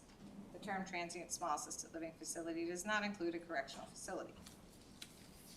Travel trailer and camper means a vehicular type portable structure without permanent foundation, which can be towed, hauled, or driven and primarily designed as temporary living accommodations for recreational camping and travel use. The term includes travel trailers, truck campers, camping trailers, and self-propelled motorhomes. This one you might want to pay attention and maybe just put a phase 2 flag on it, just because it matters to people. You know, people, what is mobile home, what is trailer? I think I've noticed in other communities that it matters. It's worth discussing. So with no objection, I'm just gonna put a phase 2 flag on this one. Okay. Tree means a woody plant, usually with one trunk with a minimum height of 8 feet. Again, we tried to talk about some of these definitions when we were looking at landscaping and developing those. We reflected the codes that we relied upon, mostly Soldotna, and then and you will find when we go through landscaping, we greatly changed that section even from Soldotna's just to make it as user-friendly as possible. All of that said, I don't know, nor am I the person to weigh in on 8 feet versus 10 feet versus 3 feet. So, so we need to make sure that's flagged, I think. And if that would be my recommendation, no objection. Okay. So when we get to landscaping, one of the things we'll do is we'll try to create some dimensional charts And that way you can look at that, but also when the commission weighs in, we get some really quality, substantive, and direct guidance on those initial numbers. And then we'll also flag it for phase 2, so it gets that second round. Okay. Use includes any significant activity on a lot. A use is considered to occur when the first alteration of any wall, ceiling, floor, or other structural part of the building commences, whether or not that alteration affects the external dimensions of the building. A use includes the following: construction, reconstruction, relocation, placement, or alteration of a building. Change in the use or material increase in use of a site, including any building thereon. Disturbance of the surface of the land. Disturbance includes dredge, excavation, or fill activities. Creation of an equipment or material storage site or tailing pile. Creation of a refuse pile, dump, or landfill, and subdivision or re-subdivision of land. It's important to define subdividing of land as a use. That is where we get our authority to weigh in on that process. And it's important to define use because it's confusing. Because half the time we're talking about what we're doing to the land, and half the time we're talking about what we're building on the land to do something. You know, and so that's very confusing for people, I believe, and so we want to be as direct as we can. Use change of means a change in the occupation tendency of a building structure from one permitted use to another permitted use. The change may or may not trigger a change in the requirements that apply to a site, i.e. parking, landscaping, exterior facade. A change of use includes but is not limited to the following: 1, change of occupancy and tenancy regardless of use. 2, sublease of lot, building, or unit within a multi-tenant building for a new additional tenant. 3, conversion of residential use to non-residential use. 4, conversion from one type of residential use to another type of residential use. And 5, increase in number of residential dwelling units. 6, change from a non-residential commercial use to another non-residential commercial use. 7, conversion of a non-residential commercial use to industrial and or residential use. Conversion of industrial use to non-residential commercial and or residential use. Change from single use to multi-use. Change from temporary use to non-temporary use. Increase in intensity of use. This is, I know, a little ridiculous. The reason why people have these is because it protects your planning department. When there's a change in use, people want to say there is no change in use, and then it's a very difficult conversation, and this becomes one of the things that communities adopt to point to. So Wasilla's had that, and other communities have it, and I think it's good to have.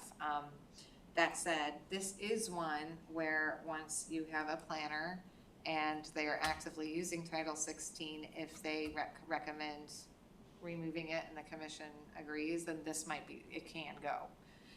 But I do think it should stay until we have that input. Okay, utility facilities means a use either public or private which is above or below ground level and which is used to treat, condition, or convey water, sewer, energy, electricity, and communication services.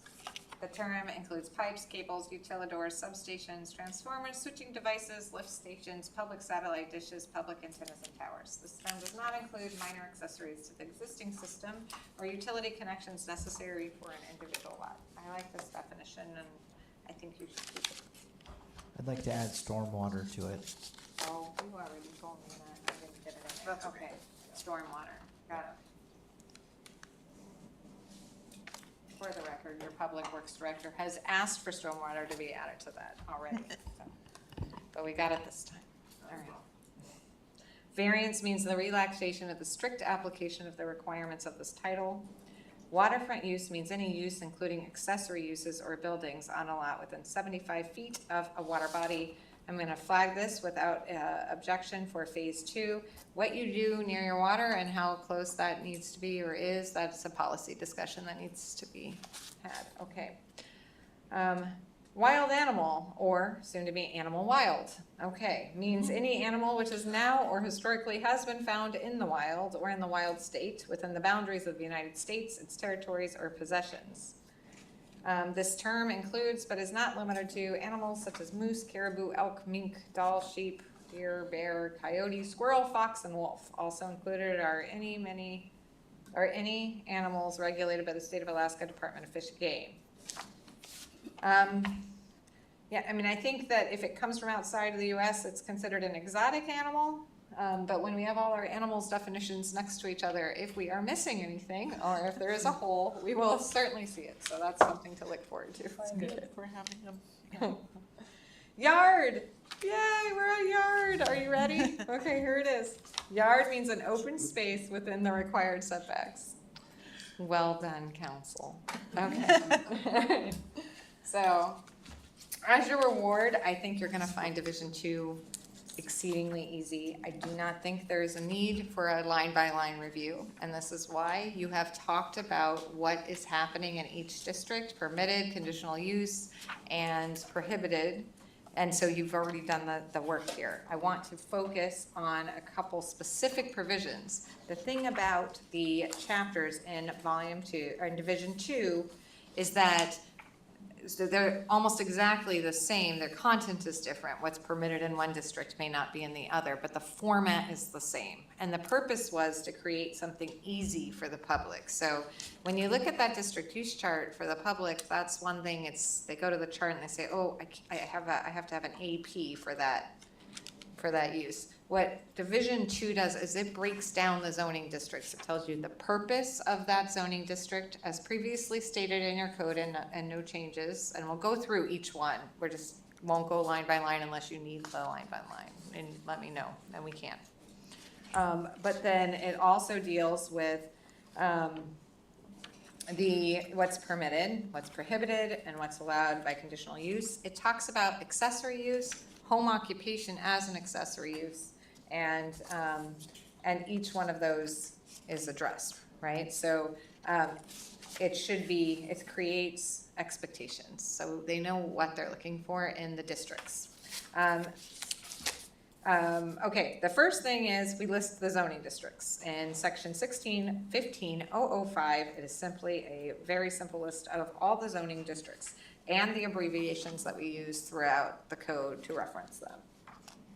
16.15.010 talks about overlay districts. It creates a separate section for overlay districts.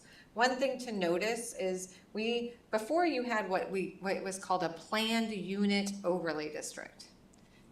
In my opinion, a planned unit is not an overlay district. It is a form of development.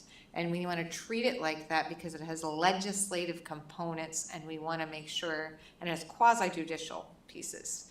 And we have to make sure that it's very clear to someone who wants to do a planned unit development how to do that and what they're doing when they're doing it. So that will be separate. We will talk about that. The provisions are very different for the planned unit development process, and we'll go through that. And that one we likely will read line by line.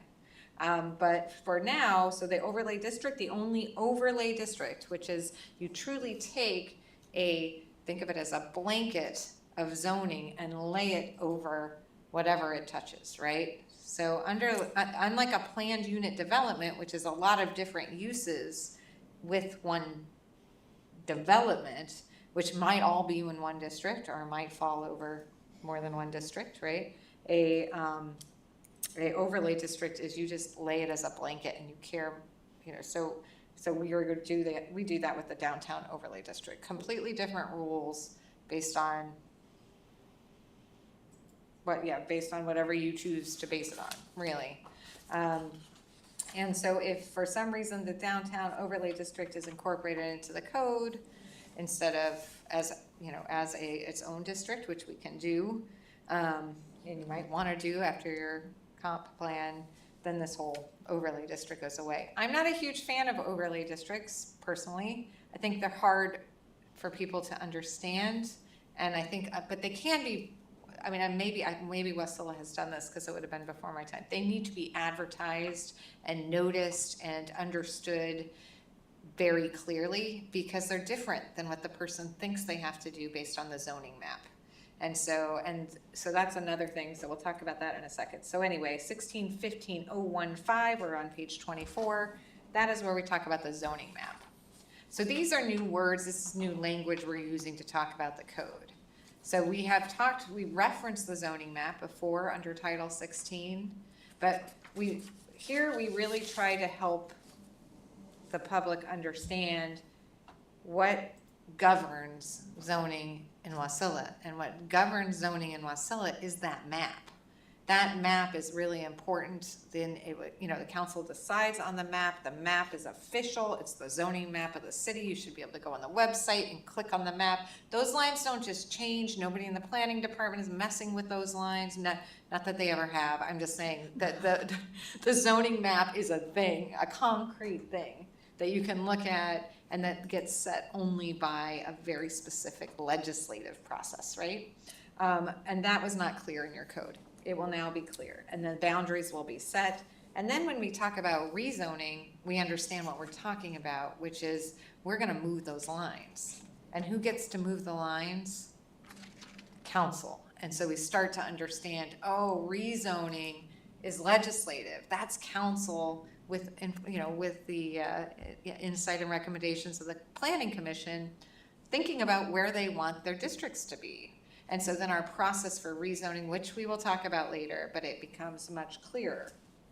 So actually we'll talk about that now. So 1615-020 is your rezoning. How to amend your zoning map. That's what a rezone is, right? Do we want, I can read this line by line, or we can, I think this is in line with what we talked about doing during the joint meetings and how we deal with rezone. Councilmember Crafton? Well, I was just reading it again here.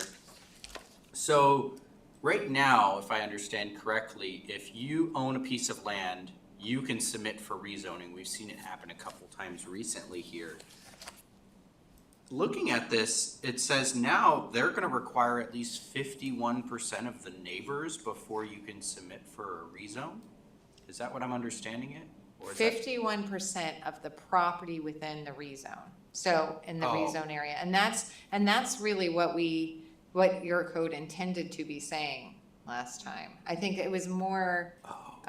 It was confusing. But it is your neighbors, right? But it's the neighbors that are within their rezone. And a lot of times this ends up being nobody if you're trying to rezone if you're a landowner of a large parcel, right? Sometimes that can be, and you have to exclude lands owned by the United States, and there's a couple other provisions. So one thing we can do too, is I think that when we're talking about when we're moving into phase 2 and how we want to break it down and what that's going to look like, we are going to have to talk about rezones. And I think we may have a rezone before council before then too. So that's another opportunity. So we want to look at those two pieces. I can read this line by line, or you can process it and we can talk about it as a matter of policy. But the one thing I will tell you is the rezone process is legislative. It's laid out in part by Title 29. And so cleaning that up, even though it was big changes in some ways, it reflects state law and what you'll find in and other borough communities as well. So that's a good thing, I think. Okay, so that's page 26, and that is provision 1615-020, actually 25 and 26, something to read and just pay a little closer attention to than some of the other provisions. And the other reason why you want to pay attention is, and when it comes to city council, it might feel a little like a hearing in a quasi-judicial realm, which is something that is not comfortable for council, because that's not something I would argue, because unless you've been on the planning commission, that's not a role, right, that we play on council. And really it's not a role we play too often in the commission outside the conditional use permit process. So instead though, it's a legislative hearing. And so it's kind of its own animal, so we'll want to talk about it. But the next chapter is 16.20, and that's where we start talking about rural residential districts. So again, the first part is the intent. When you read the intent statements, those intent statements are verbatim statements from the code as currently written. So I'm going to mark all of them for a phase 2 discussion, because you may want to change what you actually want to see happen in districts, and you may want or need, based on what you find during your comp plan process, new districts. You don't have very many districts here. There are other communities similar to in size or even smaller that have many more districts and so many more nuances as to use. So lots of exciting things that the council and the commission will be delving into. A comment I would like to already make about rural residential is if you look at it, it says for very low density rural residential and agricultural uses. If you know the city at all, where do you see agricultural uses in our rural residential? I mean, to me, it's more of a low density residential and small commercial zone now is what I see. And if you actually, I was just looking at the use chart again too, looking at it, and you can see quite a bit of commercial uses are allowed inside that rural residential. So, I mean, just something to think about that one right there already needs to be rewritten to something more commercial lined. Yeah, I noticed quite frequently that the intents of the districts were all, I definitely think that you're gonna need to look at all of them. I think uses have been added over time too to some of the districts, and that makes sense, but then they threw the intent out of whack a little bit. And when I say out of whack, I do not mean there's anything legally deficient about your intent statements at all. I'm just saying to make them as useful and efficient for the city's development goals. You know, that might be a little out of whack. The next thing you'll see is, so I have a subsection B in each of these things. So we go, it goes intent, then it goes permitted uses, right? The permitted uses, again, those were reflected in your chart.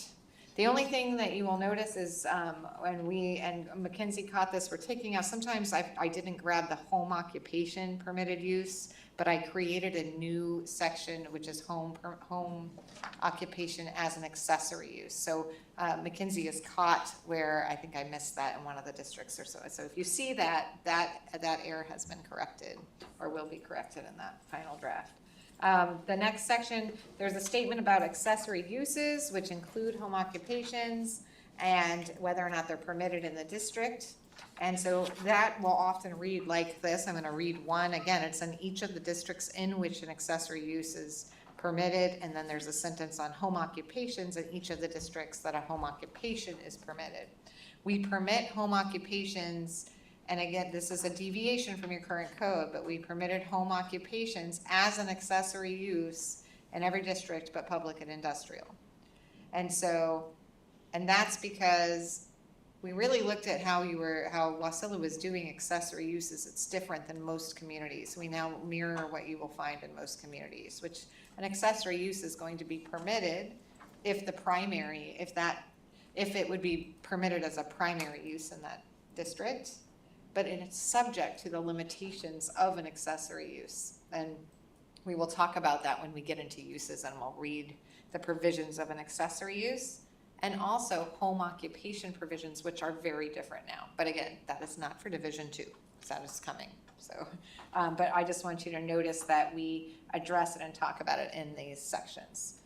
The other thing we talk about is temporary uses. So it says temporary uses are permitted in compliance with WMC 609015 temporary use permits and this title. And I kind of got ahead of myself. So subsection B says accessory uses, including home occupations, are permitted in this district so long as they comply with WMC 166015, quote, accessory uses, and WMC 166020, quote, home occupation as an accessory use as applicable. So what we're trying to do is tell them everything here and where to find what they need. So it's, here's your permitted uses. This is what happens with accessory uses here. This is what happens with home occupation. You're gonna go to these other code provisions because that's where we talk about uses, but they're getting told where to go and what they need to know. If we I tried to put the laws into the districts with the home occupations and the accessory use. It was too onerous, it didn't flow, and it was confusing. So this seemed to be the cleanest way to do it. 162015 is conditional uses. This has the list of the conditional uses that are permitted in this district. The other thing that we do is when we talk about a permitted use or a conditionally permitted use, we reference the section that has the provisions that apply to that use. So in page 29, when we say conditional uses in the RR district as specified in the district use chart in WMC 1660-005 district use chart, which include, and then it has the list, it will say, so I'll give you an example, large daycare facilities in compliance with WMC 1660-40, which quote is, the title is specific use criteria daycare facilities. So if you can just take a look at that, what we're basically doing is just trying to make it easy for someone who goes into the district to then follow the trail to all of the regulations in your code that they need to follow. Again, with that one, I did trying to repeat them, and then it was not effective. It's much better to just have the reference, in my opinion. Prohibited uses, it's the same thing. It says uses prohibited in the RR district are land uses as defined in the Wasilla district chart in WMG 1660-005 district use chart, which include, and then it has the laundry list of those prohibited uses. The other thing that you will find in each district is the density and dimensional requirements. All this does is, and it's the same in each one, which is, yes, it's a little redundant, but in each district they will go and they will see that the development and use in that district is subject to the density and dimensional requirements in WMC 1665. We don't want people to mistakenly think that the only thing that regulates them is the uses in the specific use criteria or listed in the chart. We want them to at least have an idea that, oh, wait, I'm gonna have to go look at this density and dimensional thing, right? Parking, same. We want them looking at parking, we want them looking at density, we want them looking at their use. If somebody reads this, they should at least have a flag as to everything that they need to do in that district. Any thoughts? No? Okay. Oh, My Councilmember only Crafton? thought was, I mean, I like how you did list out all of the, part of me at first thought it was kind of redundant how we did where like, oh, this is what's allowed here. It's like, we have a whole chart for that. But I like how you listed out like, oh, here you also need to abide by these rules. The only part that I feel like might be a little redundant is the prohibited at that point. Like I like the idea of saying, hey, this is what's allowed in this area. And then if you can't find it, that's when you're gonna go back to the chart and go, oh yeah, it's not allowed. So I feel like the prohibited feels a little redundant in my mind, but I don't know how everybody else feels about it. That's just my thought. And another thing some communities do is they'll put the chart in an appendix. So it's in the code, but it's not, because it's, so you're not having both. But I think one of the things, I can make a comment too on, I'll make a comment bubble or, a comment note that could or is prohibited uses redundant. Or I'll just say unnecessarily. And then we can see how it plays out. Because I really like it, I think, but that's part of it is to govern by chart on something so important. You're telling people this is what you have to do without words. I think it often creates confusion. But what we can find is that, especially if you end up with 5 more districts, then we've just, then we've got a very lengthy Division 2 because you have 5 more districts in there. So in part, this is based on your districts now, which you don't have too many. So that's another consideration when you're looking at, do we want to take prohibited uses out?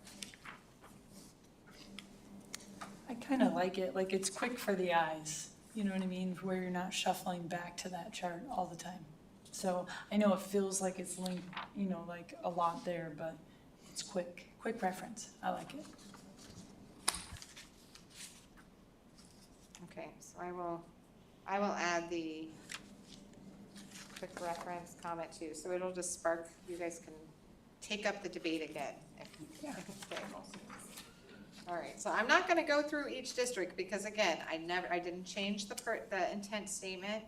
The permitted conditional uses and prohibited uses have many been changed, but they are reflected in the district use chart.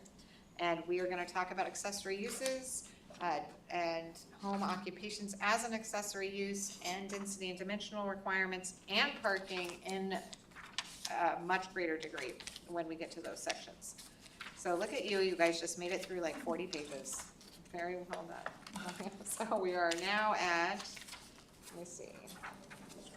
I think that all of the substantive issues outside the districts were up front, so I think we're done. Yes, we are on Division 3. So, unless there's any questions or specific comments you guys want to see, we have finished officially Division 1 and Division 2. We will be making the changes to reflect what we discussed. And then we will be moving into Division 3 at the next meeting.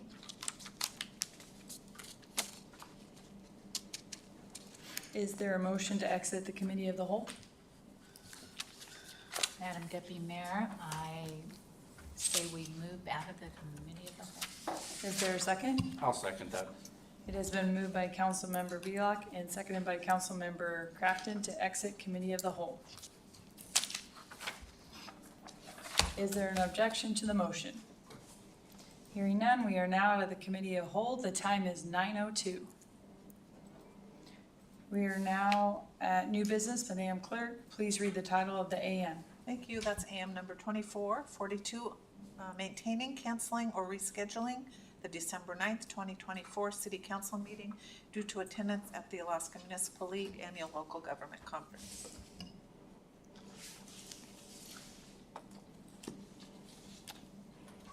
Per the AM, if the council wishes to cancel or reschedule the December 9th regular meeting, please consider making one of the following motions. Number 1, cancel meeting. I move to direct the clerk to cancel the December 9th, 2024 council meeting. Or number 2, reschedule the meeting. I move to direct the clerk to reschedule December 9, 2024 council meeting to December 16th. Madam Deputy Mayor. I move that we direct the clerk to reschedule the December 9th, 2024 meeting to council meeting December 16th. Is there a second? I'll second that. Moved by Councilman Crafton and seconded by Councilman Cottle to have the clerk reschedule the December 9th, 2024 council meeting to December 16th.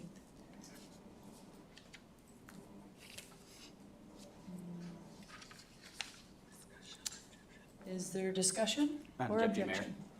Go ahead, Captain. I'd like that we move it. I think it's easier to cancel it again in the future if we don't have enough business at the time or there's not anything significant enough coming up. I just know that if we usually cancel the second meeting in November due to Thanksgiving, if I recall. Maybe not, maybe I'm thinking incorrectly. It's a different time. But I just was concerned that if we do that, we're gonna go a whole month without a meeting. And again, if something comes up, I'd rather be able to put it on the calendar than us go, oh, we're just gonna wait until after the new year now, because it's gonna be a lot harder to mobilize a special meeting. So I would just say if we need to, we can always cancel it when we get closer at that point. That's my thought on it. We like that, yep. So is there any objection to it? We are now at communications. Madam Clerk, please read the title of the minutes.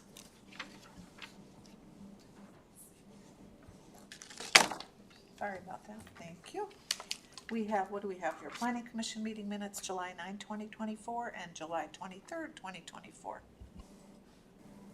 We are now at audience comments, which is a time for the members of the public to share their views at the council. This is not a question and answer period or a time for dialogue. Speakers may be transferred to administration or issues raised may be taken under advisement by the council or administration. See, nobody that wants to talk. We are now at the clerk. Okay, back to me. Sorry, closing comments. Gosh, great meeting, you guys. Great Holly, thank you. And, just next regular meeting, August 25th, or August 26th.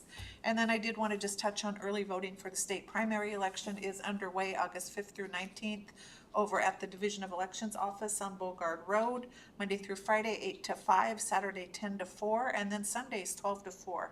So go over and vote in the state primary election. Madam Attorney? I did want to give you a little bit of a overview of the case that just came down in the Matanuska-Susitna School District case. And I know it's late, so I'll go as quickly. But one of the things that I wanted you to be aware of is this is just the preliminary injunction order that we have. And what the court really said was that without a hearing, without a process to consider each of those titles had to be put back on the shelves. The court also said that they had some serious constitutional concerns.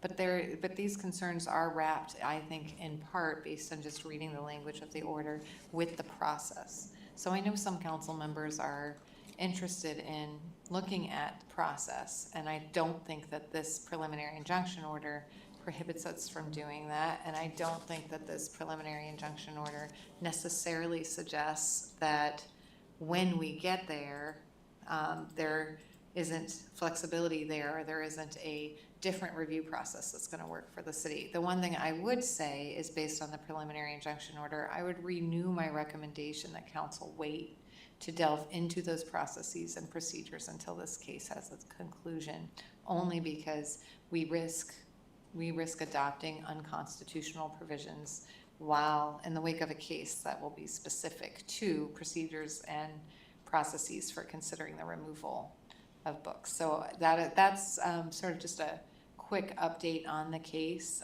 But I've seen a lot of coverage of the case, and I think some are considering the preliminary injunction order to foreclose more than I think it does. We just, at this juncture, what we know. And at the same time, I do think, it's something we should consider before we move forward with the procedure. So I'm just throwing that out there, and then maybe this will be something, if council wants to sponsor something, or if there's something that comes out of it, we can have a more in-depth discussion. Does that work for Deputy Mayor? Is that okay? All right, okay, everybody. All right, then no more comments, I promise. Thank you. Councilmember Crafton? Thank you. Just wonderful meeting. I know we're here for 3 hours now, but I feel like we really got into a lot of stuff there, and I'm sitting here going, man, I feel like half of this is just getting back added to Division 2, but again, a lot of it comes down to the fact that we don't always have all the answers here, and now we can go back and do some more research and bring back some better answers to be able to really make some final decisions on some of these things here. So, Eric, if you could, I did have a question for you. Cheppos and their parking.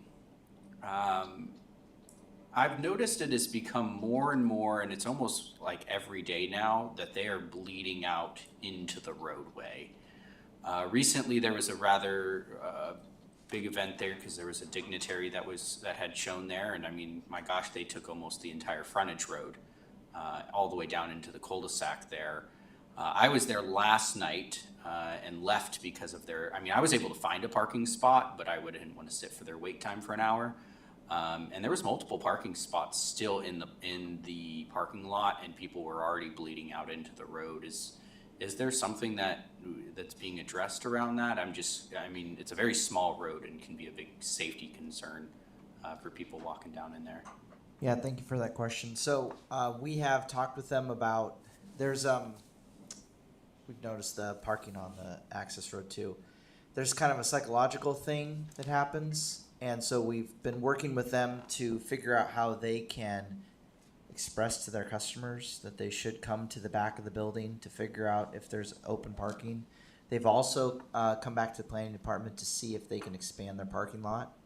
There is some undeveloped space at the back that has to do with that berm, and so they're looking at, because it's very valuable to them to have their people park and they look too full when people artificially park on the side of the road. And so we're trying to help them come up with a good solution for themselves. They have applied for some temporary permits for the tents that they're using. They have been informed when they first applied for those that if that parking continue to be a problem, we may require that they have some sort of shuttle, especially for the really, and have off-site parking. So that's all to say, we're in talks with them, and if it continues to be negatively impactful, we're gonna start to police the parking alongside the road. So we're trying to not impact them too much while they work through the best process to keep customers coming and going. But we definitely see that the first person that parks there makes everyone think there's no parking in the back. Yep. And I mean, I'm glad that they have that many people showing up. It's just, again, it starts becoming a safety concern whenever you have people walking out to their vehicles like that, and on such a small road. So I'm glad to hear that it's starting to be addressed. Because again, once or twice, okay, we get it, awesome, but I feel like it's becoming an everyday Sure seems like situation. it this summer, yeah. Yeah, which again, good for them. I'm glad that they have that much business. So other than that, again, just thank you for a good meeting and looking forward to seeing you guys next time and we dive further into this. Councilmember Cottle? Thank you, Madam Deputy Mayor. Holly, bless your heart. And thank you for being so patient with us. I know you put so much work into this, and it probably feels at times like we are never going to get through all this. But I really do feel like there is light at the end of the tunnel. It's not a train. We're actually going to get there. I think it's going to be really good for the city and good for the residents, and I appreciate everything that you do on this. I already hit Public Works with my comments. The only other thing I have to comment is I'll be attending the summer Alaska Municipal Conference with several other council members. It's going to be new for me. For 20 years, I've gone to AML as a spouse, and this time it's for me to sit in boring meetings. So hopefully they won't be so boring. So, and I'm hoping it'll be good, and I'll learn a lot, and I'm looking forward to it. That's all I have. Thank you. Councilmember Vlock? Thank you, Deputy Mayor. Thank you, Holly, for all your hard work.